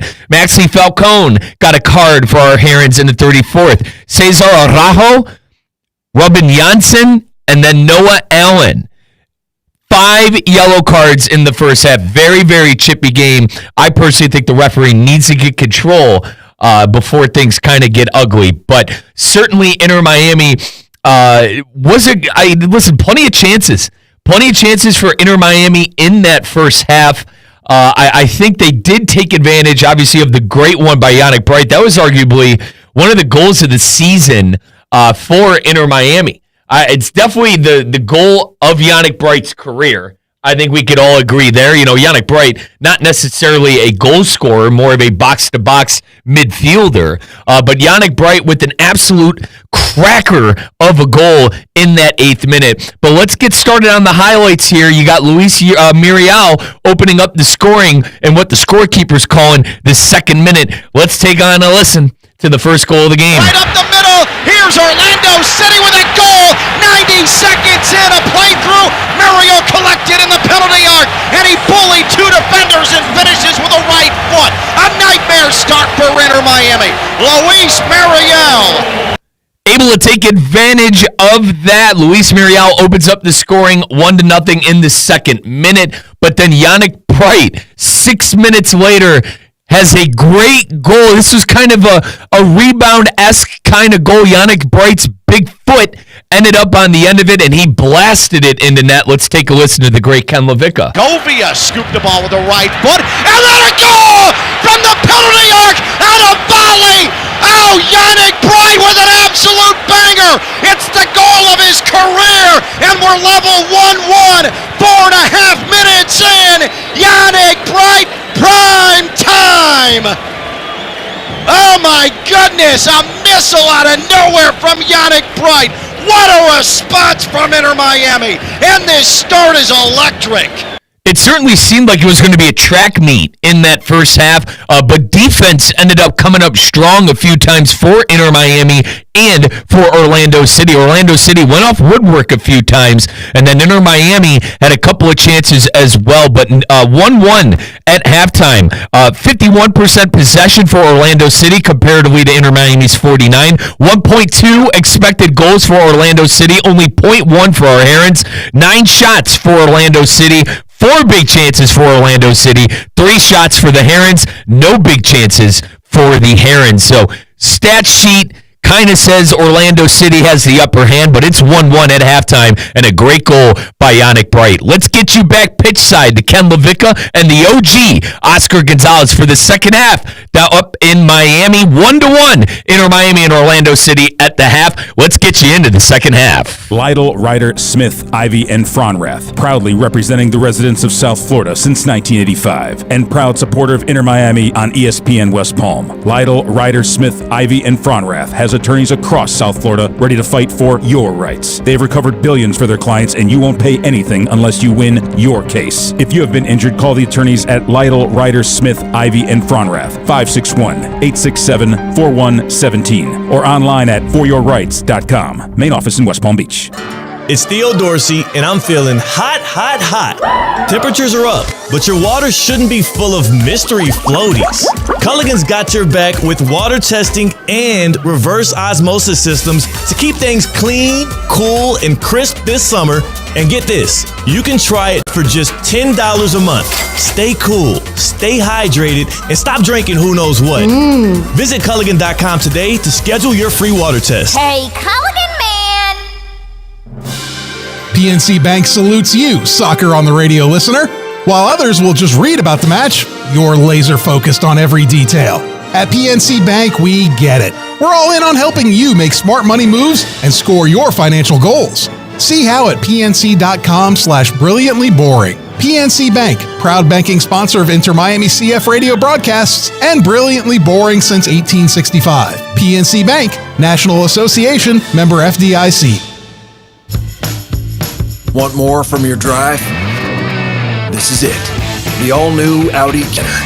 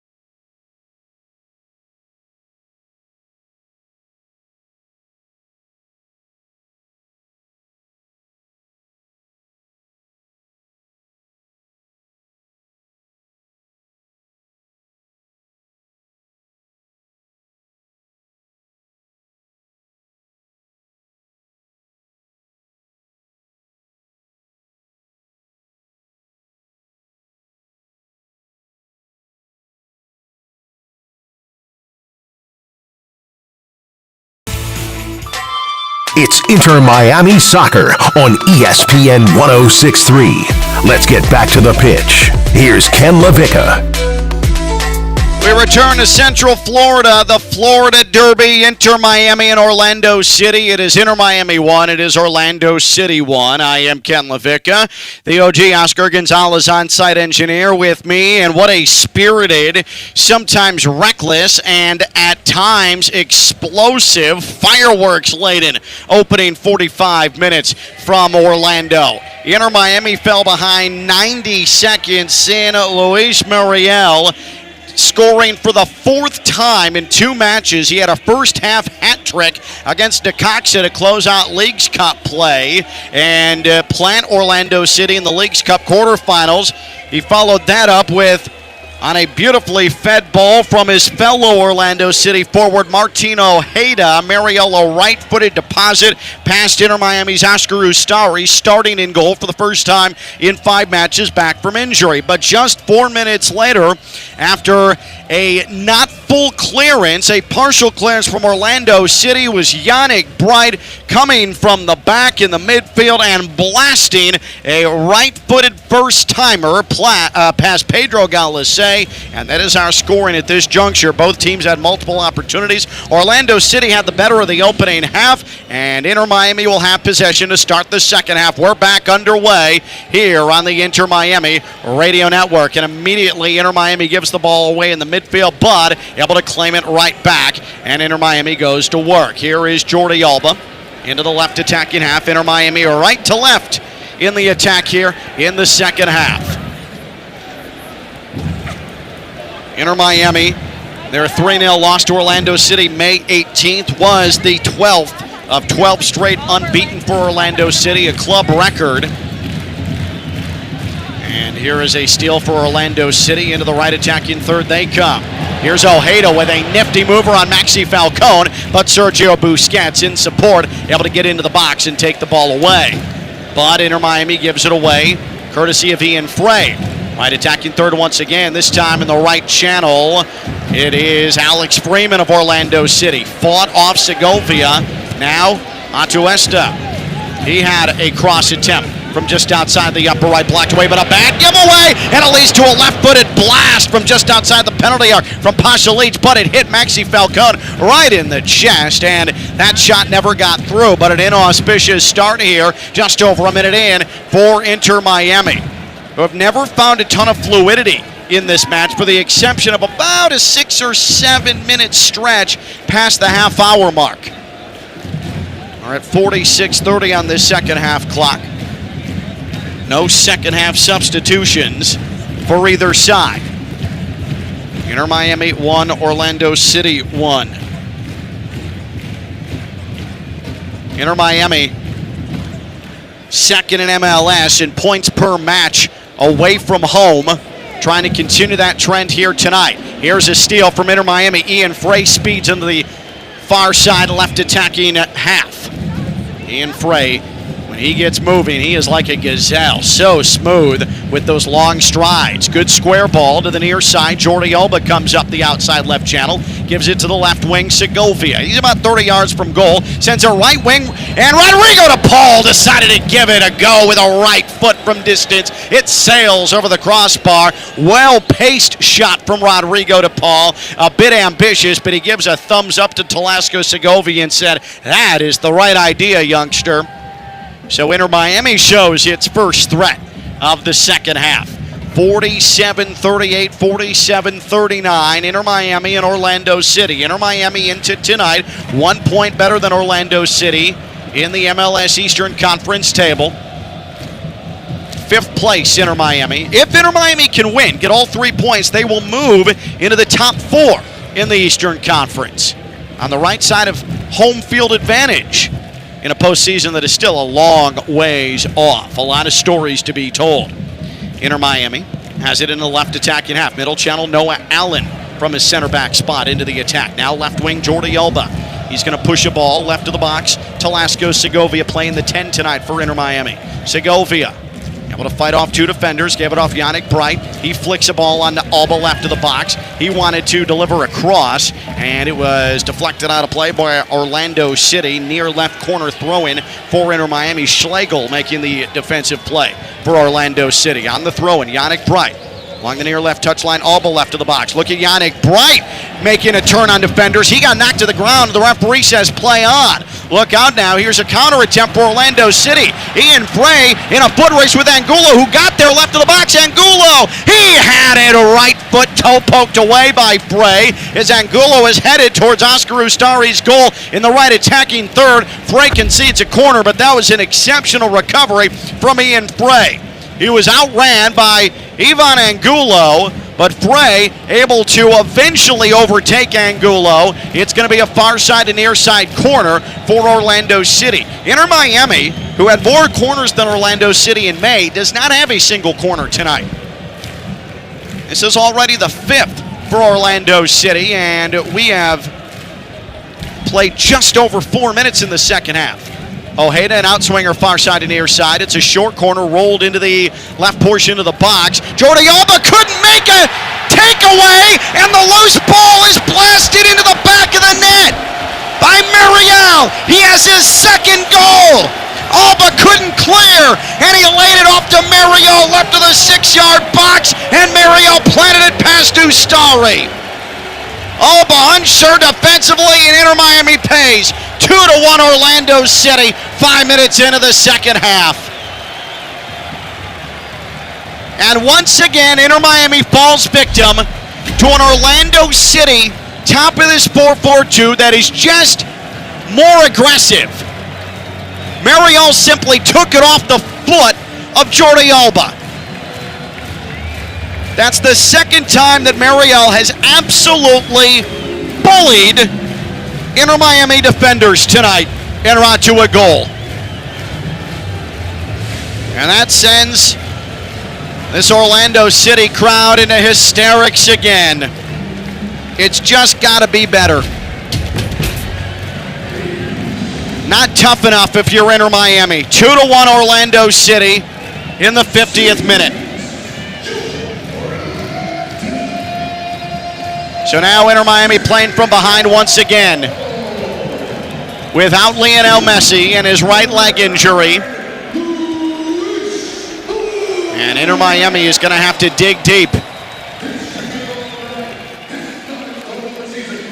Over the last 6 matches in MLS, Inter Miami, the most points in the table of any MLS side with 13. That's in danger here tonight. 2-1 Orlando City. Luis Mariel, he has 5 goals in the last 2 matches. Now 8 goals on the season, 14 goal contributions, and the designated players for Orlando City have combined for 53 goal contributions on the year. Tops in Major League Soccer. Inter Miami left attacking third. Suarez takes a ball from Segovia on an overlap. Feeds it to DePaul, right of the box. Rodrigo DePaul holds up play. Wanted to slide a ball onto Allende. It was blocked away. But now here is Ian Frey. He got tackled down outside the upper right, and the referee swallows the whistle. Here comes Orlando City, and a good toe poke steal from Sergio Busquets as he picked the pocket of Ojeda as he was nearing the midfield stripe. Inter Miami goes back to work and have to dig in and have some possession. Down a goal, 2-1. Luis Mariel scoring 90 seconds into the first half and 4.5 minutes into the second half. Suarez, not a great ball for Segovia into the left wing, left attacking third, and then Segovia is called for a foul as Atuesta simply threw his body to the ground, complained to the referee, and got the call. Now, Jordi Alba, it's as simple as just labeling it a bad giveaway in his own box off of a corner. And now Orlando City left of the Inter Miami area, right attacking third. As we bring you into the 53rd minute, 2-1 Orlando City. Luis Mariel, 2, Inter Miami, 1. And here's a great ball left side of the box. Ustari with a point-blank save on Ojeda, left of the box. The rebound was sent right back to Ojeda, and he skied a volley up over the crossbar. No marking. Maxi Falcone supremely late defensively. Ojeda 1v1 with Ustari, let it fly from about 10 yards. Ustari, two-hand face level save. that was parried right back to Ojeda, and then he sent it into the seats. And right after play restarts, it's Orlando City right back on the ball, and then Yannick Bright is called for a ticky-tack foul as Pasalic was contacted by Bright, and once again, complaint to the referee, and the referee awards Orlando City with the whistle. 54th minute, 2-1 Orlando City. Both these teams are in the quarterfinals of the Leagues Cup. Inter Miami will host Tigres next Wednesday night, 8 p.m. Chase Stadium. Orlando City will play Toluca in the quarterfinals. From 40 yards out, a free kick is sent to the edge of the 6-yard box. Falcone headed it away outside the area, but Orlando City back to work left of the box. Here's a cross to the penalty spot. Yannick Bright was able to push it away, and now Inter Miami has a 3-on-2. Luis Suarez feeds a ball to Allende, and Allende couldn't get on the end of it. Angulo came up from his left back spot for Orlando City, pushed the ball off of Allende's ankles. It rolls across the end line, and this will be a goal kick for Orlando City. Frustrating moments for Inter Miami. A chance on the counter, had numbers, and Angulo able to play it off of Allende defensively. And Orlando City in possession. Kickoff temperature tonight was 76 degrees. We have had rain in the forecast, but no precipitation since kickoff. And the radar looks favorable here to close this one out. Inter Miami on the ball, left attacking half.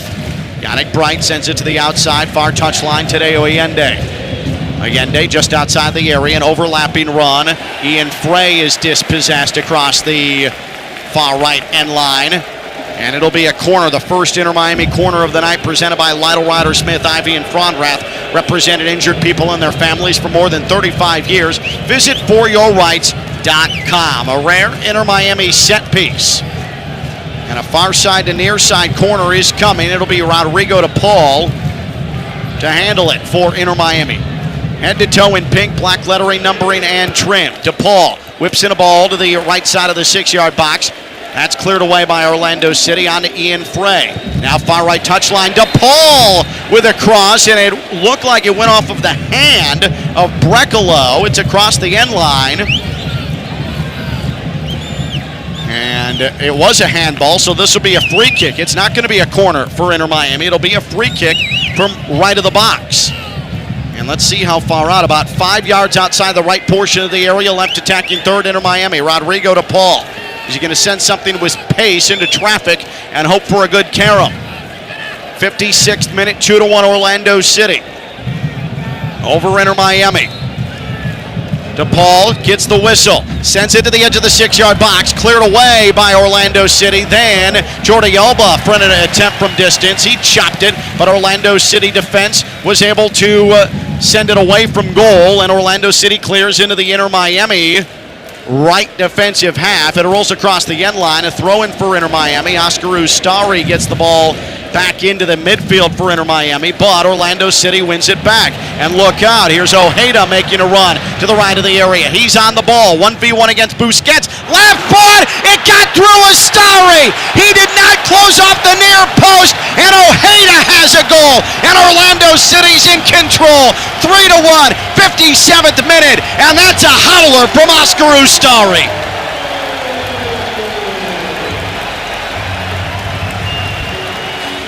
The mistake of a man who hasn't played in the last 5 matches. That one is not going to be looked kindly upon in the post-game film. Oscar Ustari, no reason to allow this goal.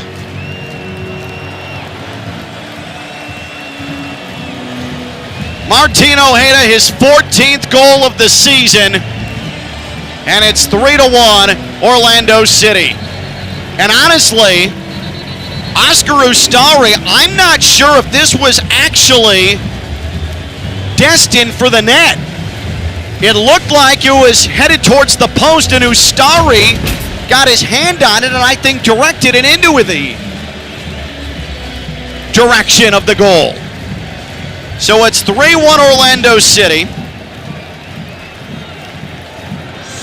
Just like May 18th, Inter Miami is being torn apart by the top of the Orlando City formation. 3-1. 6 goals conceded by Inter Miami against their rivals to the north in the Florida Derby in 2025. And that one was an absolute gift. But Orlando City's been the more aggressive side, has been the more physical side, and has been the higher quality side here tonight. I hate to admit it, but this is a deserved 3-1 scoreline in favor of Orlando City. Inter Miami looks like it's showing some of the ill effects of what was a very dramatic 3 matches in the League's Cup. Meanwhile, Orlando City absolutely cruised in its finale against Necaxa 5-1. Rodrigo de Paul tried to dribble through 3 defenders into the left attacking half, had it stolen away. Meanwhile, here's Orlando City. And Pasha Leach tried some nifty footwork on the right wing, right attacking third, but Inter Miami able to take it away from him. Now, we are at the hour mark, and Orlando City 2 second half goals, 3-1. Now left to the box, Angulo, right attacking third for Orlando City. He unleashes a tough angled shot, blocked back by Frey, but Orlando City still on it in the area. Backtracking Mariel, now he's outside the left portion of the box, and now he's along the far touchline, and now into the attacking midfield. Orlando City will reset the attack. Completely in command, and is Javier Mascherano going to adjust accordingly with substitutions. Far touchline, left side. Here's a delivery into the box, and this will hop harmlessly inside the 6-yard area. Ustari grabs it on a hop shoulder level, and Inter Miami works out of the back. Right attacking third. In some space, Yannick Bright, but that closed down quickly. He had a pass that was chopped away, and then Bright's delivered to the surface, and once again, the referee, Armando Villarreal, says play on. 61st minute. Inter Miami being outworked by Orlando City. And for the time being, Orlando City has jumped Inter Miami into the 5th place spot in the Eastern Conference. Oh, beautiful play through. Angulo is denied by Ustari. Angulo in the penalty arc with a right foot, and Ustari reaching high to right-hand the ball over the crossbar. It was a beautiful Ojeda left-footed play through to Angulo, who has been so strong in the attack tonight, and Angulo is robbed by Ustari, who atones for the howler that allowed the 3rd Orlando City goal. It'll be a corner near side to far side for Orlando City. Pasha Leach delivers near post, headed away easily by Allende. He was the only man there. And Segovia will send a pass near side to far side, right attacking half to DePaul. DePaul to Noah Allen in the left attacking half. And now Ian Frey is fouled. There's the first Orlando City foul. And it is Schlegel, the guilty party, as he hooked Ian Frey, who was streaking up the right side. Inter Miami in the attacking midfield. Allen to Jordi Alba, right back to the right defensive half. Allen, short range pass, back left portion of the pitch to Yannick Bright. Now Jordi Alba surveys about 30 yards out. Doesn't have many options. Good shape here defensively for Orlando City. Certainly in prevent mode here, up 3-1. Noah Allen, a desperation ball into the box, nearly got through, but finally cleared away by Orlando City.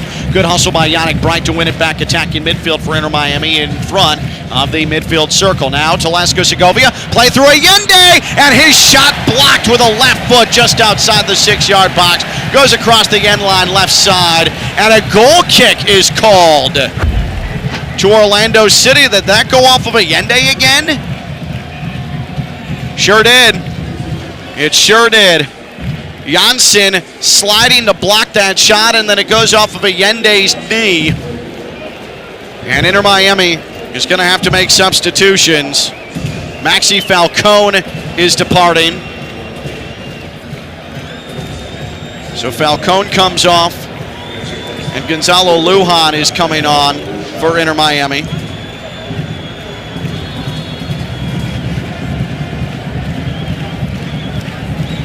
Fafa Pico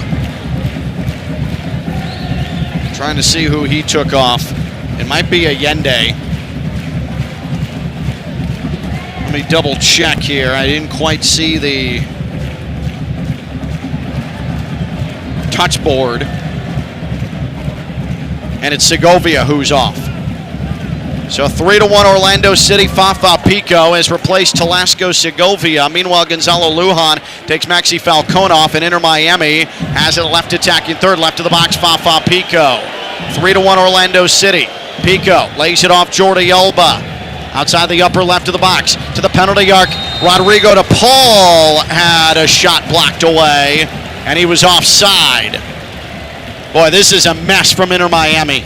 This is an absolute mess from Inter Miami.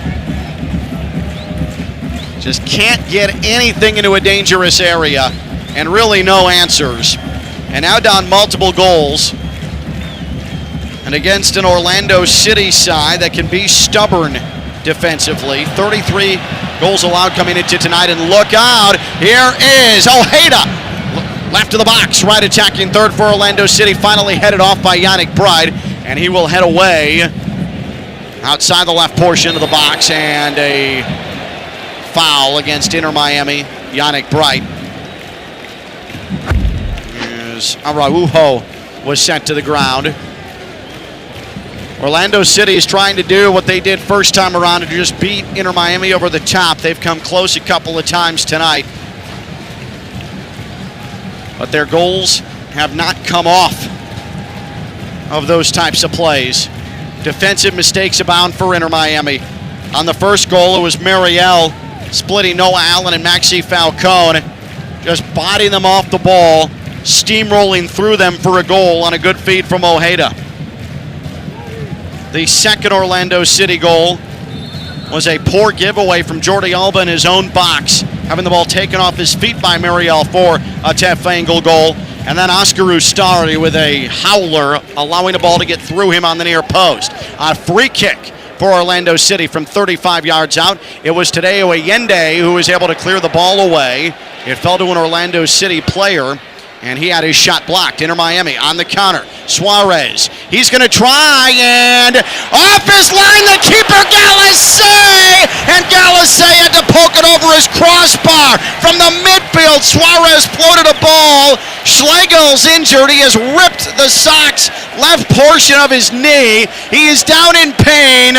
That would have been a goal for Suarez. Galassi at the last moment able to deliver it across the end line over the goal. It'll be a corner for Inter Miami. That was almost Luis Suarez with an elite all-world tally, but concerns for Orlando City as their goalkeeper, Pedro Galassi, is injured. That attempt from Suarez came from the midfield circle, and then Galassi went down extremely hard in the box. And I believe he hyperextended his knee coming down. Yep, that was absolutely going to be in the back of the net. On a perfectly weighted ball from the midfield circle, Suarez catching Galassi off his line. And I think Galassi is going to have to come up. I don't see there being any way that he continues on in this match. Javier Otero is the backup goalkeeper. He has 2 starts this season. He has allowed 2 goals and 6 shots. Orlando City 3, Inter Miami 1, 67th minute, and Otero is getting loose for Orlando City. He has brought out his gloves. Javier Otero, a homegrown product, a Venezuelan international, a teammate of Inter Miami's Talasco Segovia.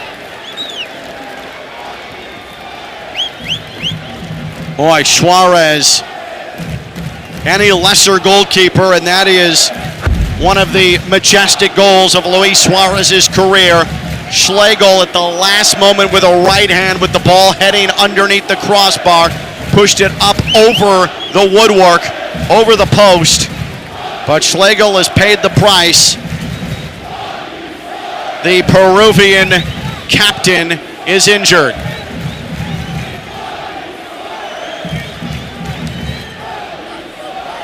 Three to 1, Orlando City. 2 second-half goals have created distance between the Central Florida side and Inter Miami. Full-time, match day 28. Montreal and Atlanta played to a 1-1 draw. New England over DC United 2-0. NYCFC and Columbus postponed. 1-1 Philadelphia and Toronto last night. It was Austin and Houston 2-2 yesterday as well. Colorado leads Minnesota, or beat Minnesota 2-1 in full time. New York Red Bulls 2, Real Salt Lake 1. Charlotte over FC Cincinnati 1-0. San Jose a 2-1 victory over Vancouver. St. Louis City 3, Nashville 1. Schlegel is up. Is he going to stay in the match? It looks like he's going to try to stay in the match. He is limping heavily on that left knee that he hyperextended on that save of the Suarez midfield attempt. Inter Miami has a corner far side to near side. This is sent to the middle of the area, and Orlando City with the clearance. Inter Miami just can't get anything off of set pieces. Meanwhile, Allen fed a ball back to the right portion of the box, swept away by Orlando City across the far touchline. That Inter Miami corner was brought to you by Leiter Smith, Ivy, and Fronrath, represented injured people and their families for more than 35 years. Visit foryourrights.com. We welcome you to minute number 70. Inter Miami in trouble. 3-1 the score line in favor of Orlando City. It is not going to be a happy look at the film upon returning to Broward County at the Inter Miami defense tonight in critical moments. Porous and soft against this very strong front line of Orlando City.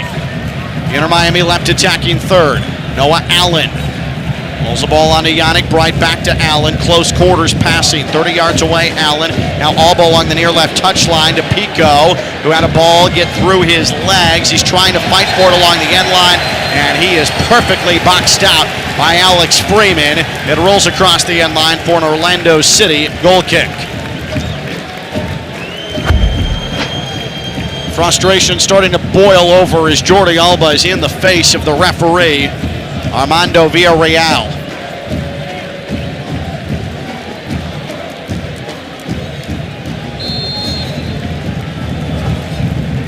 And don't think Orlando City and their fans are not going to bask and bathe in the domination of Inter Miami here in 2025. They are on the doorstep of an emphatic regular season sweep. Miami does win the ball back, left attacking half after Orlando City got play back underway. Rodrigo to Paul, right wing, 25 yards out, sends a ball right into the middle of the box, couldn't find Fafa Pico. Jordi Alba with a back heel, though, to Luis Suarez, left of the penalty arc. Suarez strikes a ball outside the right portion of the area. To Paul, back into the middle, headed away by Janssen of Orlando City. And it's Yannick Bright who recovers for Inter Miami, right flank. 35 yards away. A one-hopper, middle channel, outside the penalty arc, Noah Allen. Now Yannick Bright is on it. He's going to spray to the outside. Jordi Alba about 5 yards from the near left touchline. One touch Alba, back to Busquets. He comes from the midfield, 35 yards out, close quarters passing. Allende right side of the box, and clunkily gave the ball right to Janssen, but it's given away. Lujan right of the box for Inter Miami. He's fighting for the ball. He's dispossessed. That was Brecalo took it off his feet, but Inter Miami still has it with Allende. Far right touchline from right of the box. Here's Suarez on a cross. He went low with a header. Couldn't put it on target. Pico was able to keep it in play. Inter Miami at least asking questions. Alba, his low cross near post. And that's cleared by Orlando City into the far, or make that near left corner. It's going to be a throw in for Inter Miami deep in the near corner. Left attacking third.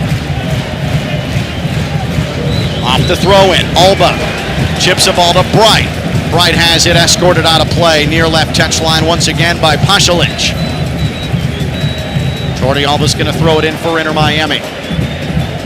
Yannick Bright Sends it along the touchline near side. No, Allen, and Inter Miami needs to retreat to the right defensive half. Oscar Ustari off his line, standing right in the middle of the defensive half. The Inter Miami red-clad goalkeeper continues to backtrack, and he's looking for a route to distribute the ball. Finally does with a right foot to Tadeo Allende, who immediately passes it to Ojeda of Orlando City. Ojeda trying to catch Ustari off his line. His back was to goal, so he couldn't see that Ustari had already gone back to the goal line. Just turned and fired a shot that sails 7 rows out of play. Now, Inter Miami came centimeters away, maybe millimeters away from pulling it within a goal with Luis Suarez. A shot from the midfield circle, catching Schlegel off his line, but Schlegel poked it up over the crossbar, and it's still 3-1. Orlando City, 74th minute, and Inter Miami from the back sails the ball out of play near touchline. In their right defensive third, Freeman for Orlando City through 3 defenders. Now to Ojeda in the middle channel. He is going to sidewind the ball to Angulo left of the box. His right-footed cross takes a one-hop to Ustari. Well done by Yannick Bright to box out Alex Freeman, who was lurking. DePaul for Inter Miami, right defensive third. Rodrigo DePaul in his 4 matches for Inter Miami. This has been the one he's been held in check the most in his MLS debut. Lujan speeds into the left attacking half for Inter Miami. One of 2 second-half substitutions for Javier Mascherano.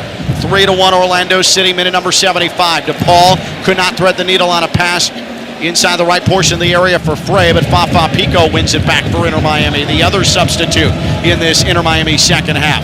Pico finds Allende, who delivers the ball outside the right portion of the box. DePaul, a volley, directed it towards goal. It's deflected out of play across the right end line by Orlando City. Inter Miami corner brought to you by Lyda Ryder Smith, Ivy, and Fronrath.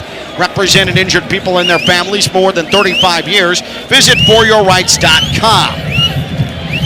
DePaul trots over to the far side. Inter Miami needs to pull one back here, give themselves a chance. We saw them erase a 3-1 deficit at Philadelphia before the FIFA Club World Cup. DePaul sends it top of the 6-yard box, once again cleared away. It's on to Ian Frey right of the box. He tried to dribble through an Orlando City defender, lost it, but it's back to Inter Miami. This is sent left of the box, and an easy playback from Araujo, who is the only man left side of the box on a cross-far side. DePaul looking for any sort of prayer, and Araujo heads it onto his sprawling goalkeeper, Pedro Galacé, hugging the end line. And then a giveaway. Yannick Bright into the penalty yard. Fafa Pico had it tackled away. Man, Orlando City, Pico and Suarez are screaming at one another. Meanwhile, Orlando City comes back to the right attacking third. Mariel sent a square ball near side to far side, high into the air. Then Angulo wins for Orlando City. Boy, you don't like to see the amount of yelling that Suarez and Pico were doing at one another. They were not happy with, after Yannick Bright worked so hard to win the ball back in a dangerous area, middle channel, those two botched the opportunity, and they both had words for one another. 77th minute. 3-1 Orlando City. And the mannerisms of Inter Miami show a team right now that probably feels a bit defeated. Deflating goals, especially the first, or make that the second for Mariel, the first one of the 2 in the second half that came only 4 minutes in to the second half on Jordi Alba having the ball stolen from him deep in his own box, and Mariel simply planted it past Ustari. Inter Miami left attacking half. Here's Pico into the attacking third, and he has it tackled away by Schlegel. This Orlando City defense absolutely dominating Inter Miami. Kromoski and Rodriguez are about to come on as Javier Mascherano is looking for anyone, anything to help the cause. It'll be Rodriguez in for Allende.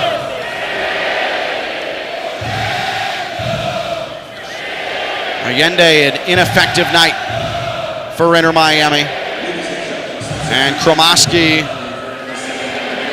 let's see who he takes off. believe it's Ian Frey, if I heard correctly. And I am correct. So Ian Frey's night is done in the 78th minute. Inter Miami has 12 minutes to try and find two. 3-1 Orlando City.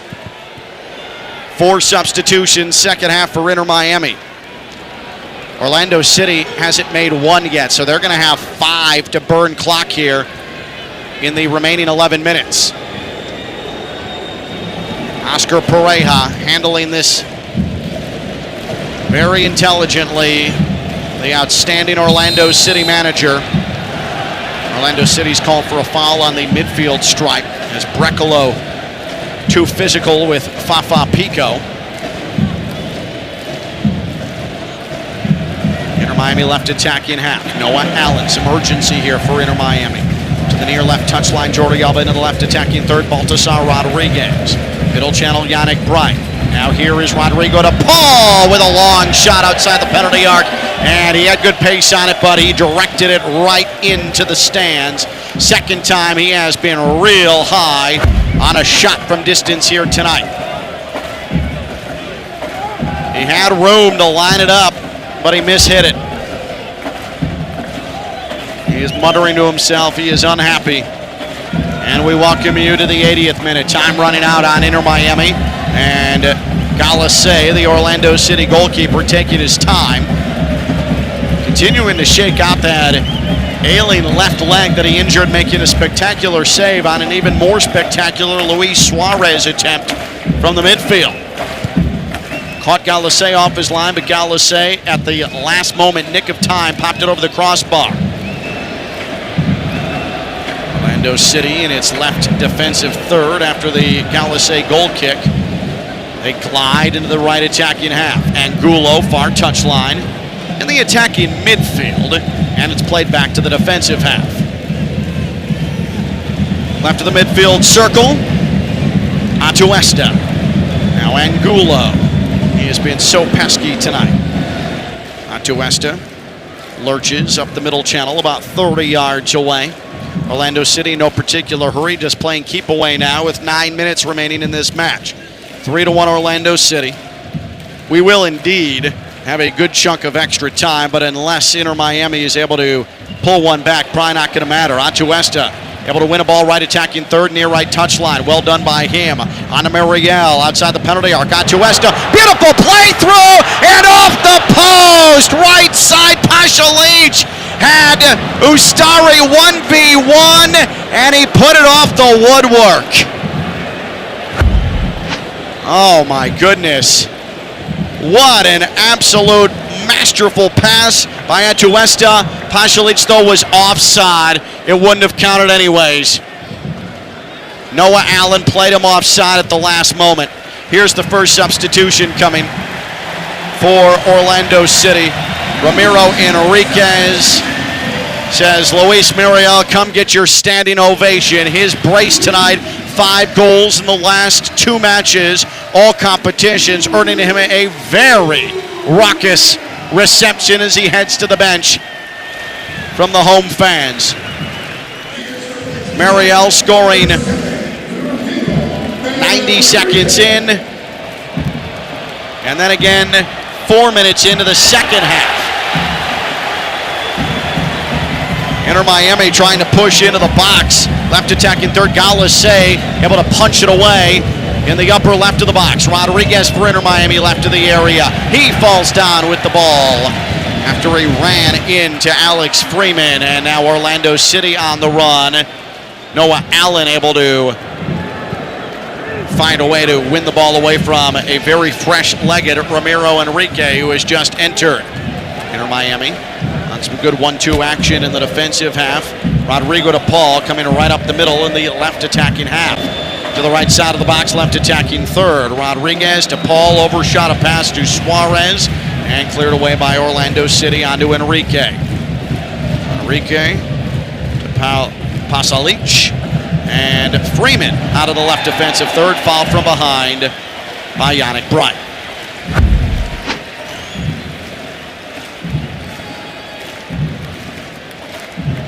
Luis Suarez beautifully played a ball through on the previous sequence.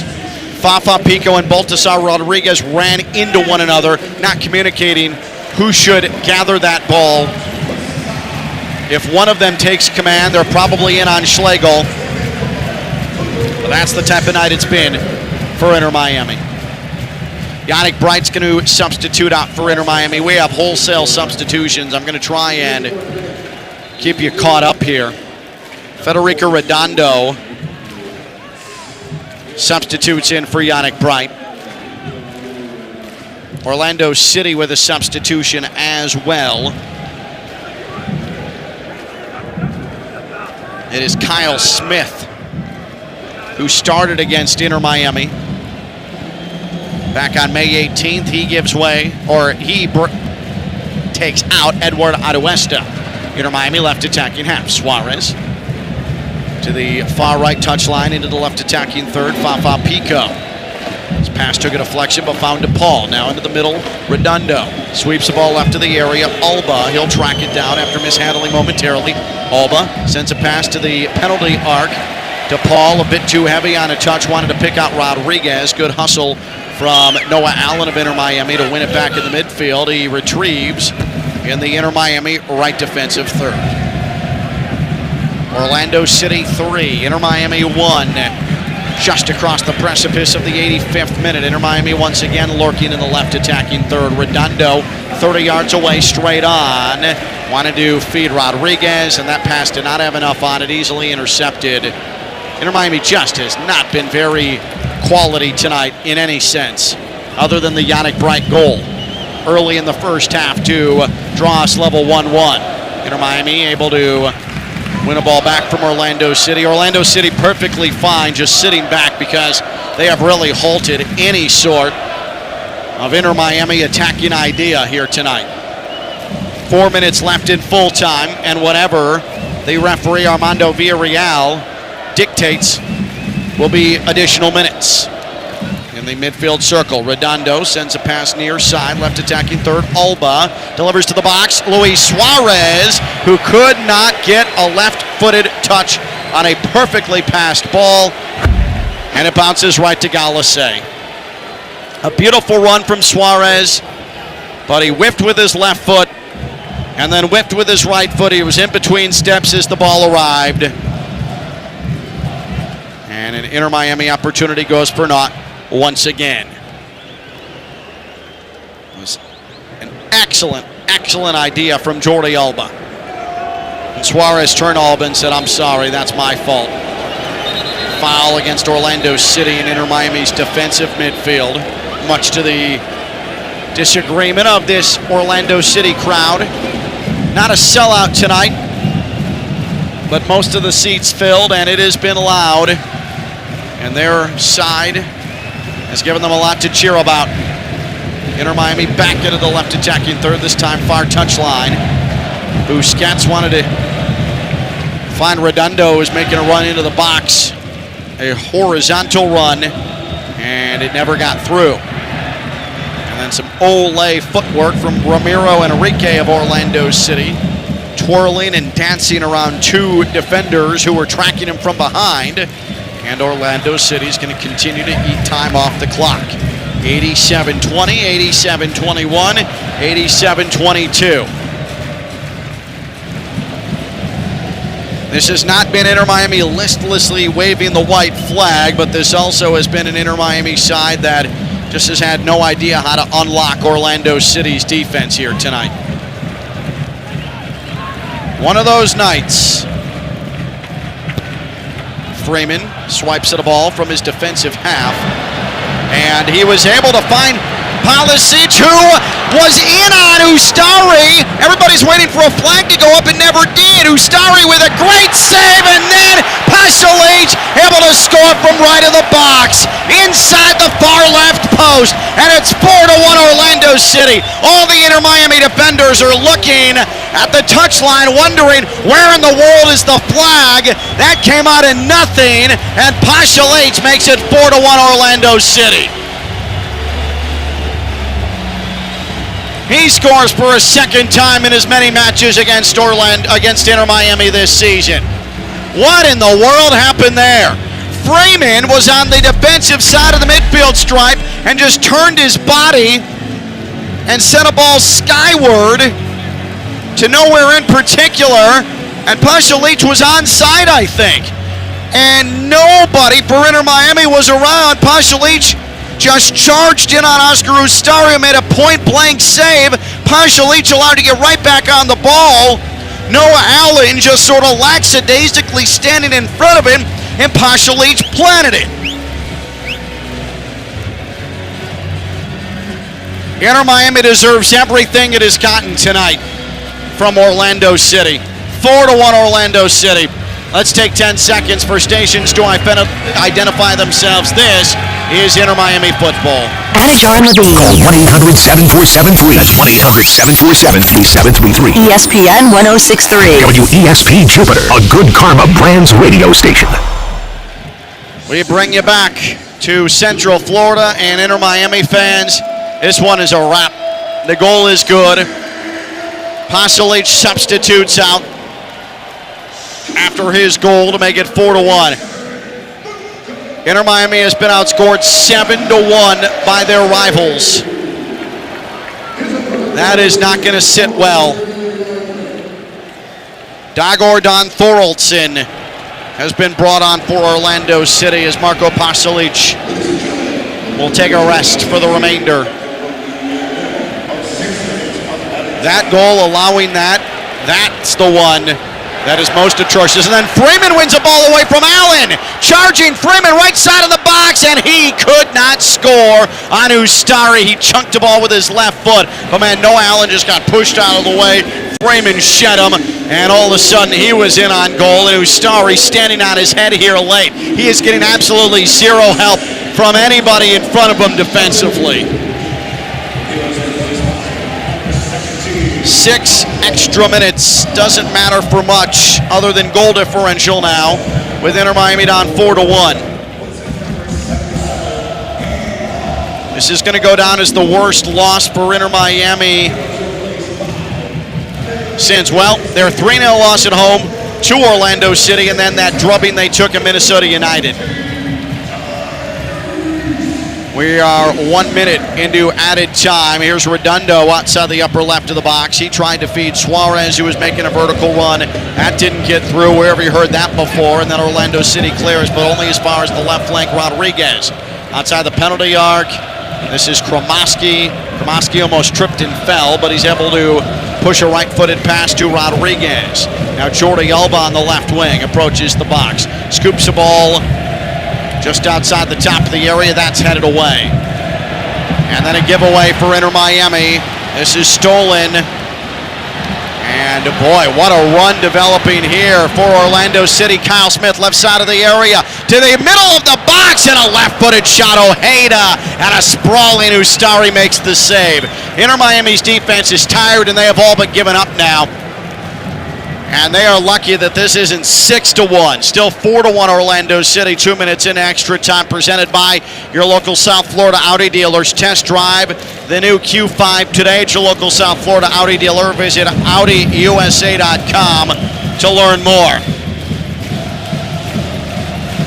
Well, you may be wondering, when is Lionel Messi back? It is unlikely that it's going to happen Sunday. Make that Saturday, when LA Galaxy comes in, the defending MLS champions, who are the worst team in Major League Soccer. Inter Miami needs a big bounce back. This was not good enough tonight in Central Florida. And Inter Miami in the middle of the Eastern Conference table, they are going to fall below Inter Miami, or fall below Orlando City, I should say.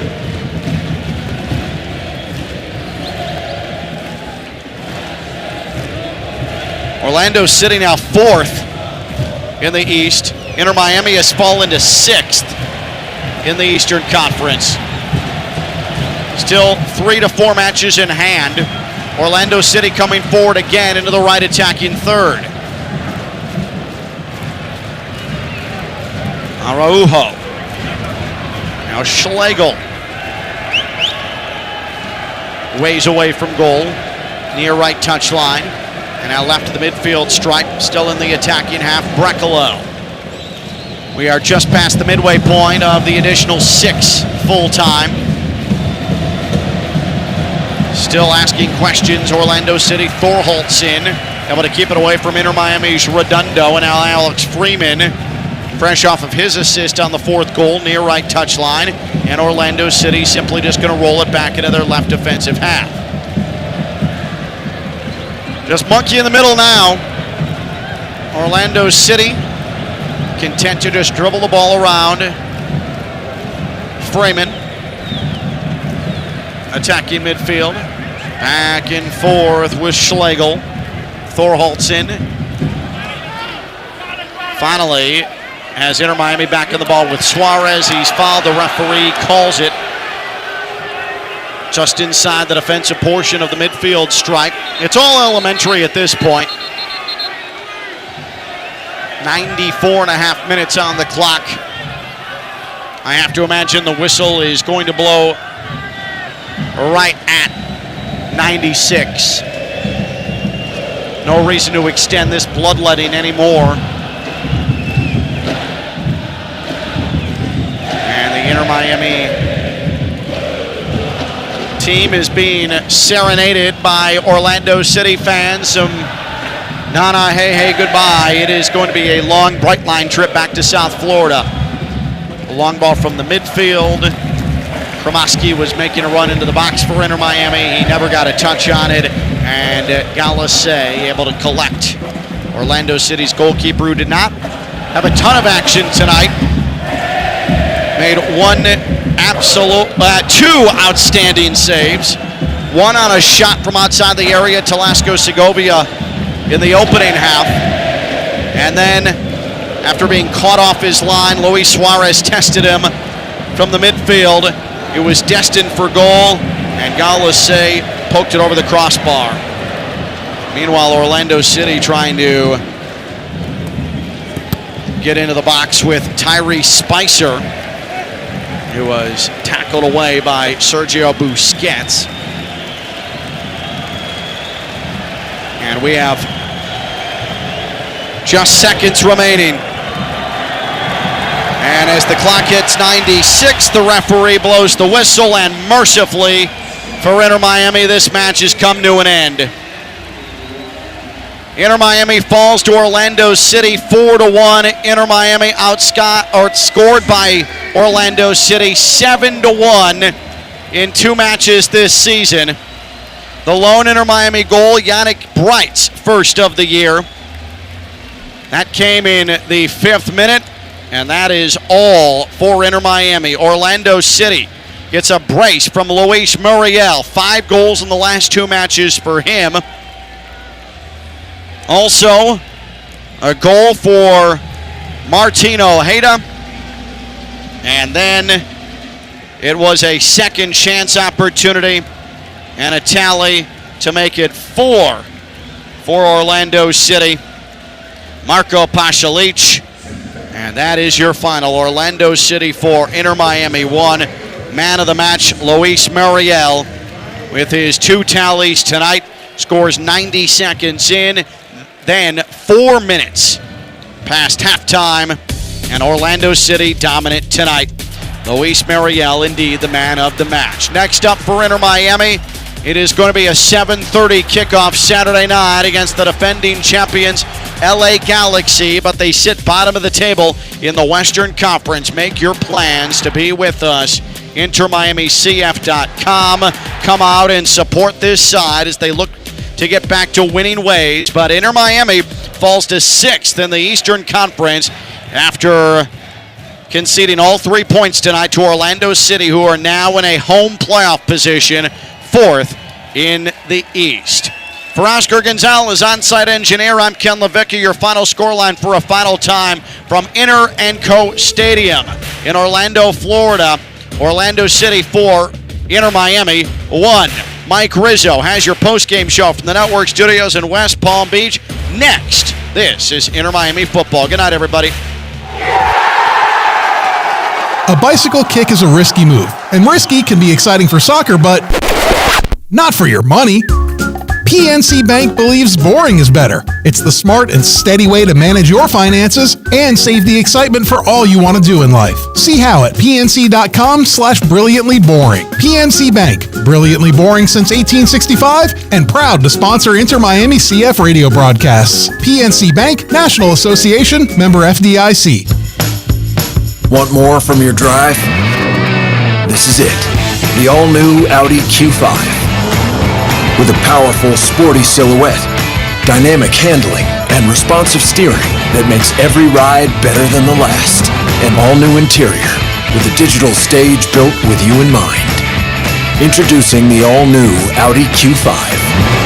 Our best made better. Mark your calendars. On Sunday, August 24th, the Marlins are honoring a legend. Witness World Series champion and three-time Gold Glove winner Luis Castillo join the Marlins Hall of Fame. Arrive early for the special pregame ceremony. Then take home a limited edition baseball card bobblehead. Presented by Goya. Available to the first 8,000 fans. Then stick around as the Marlins take on the Blue Jays in an epic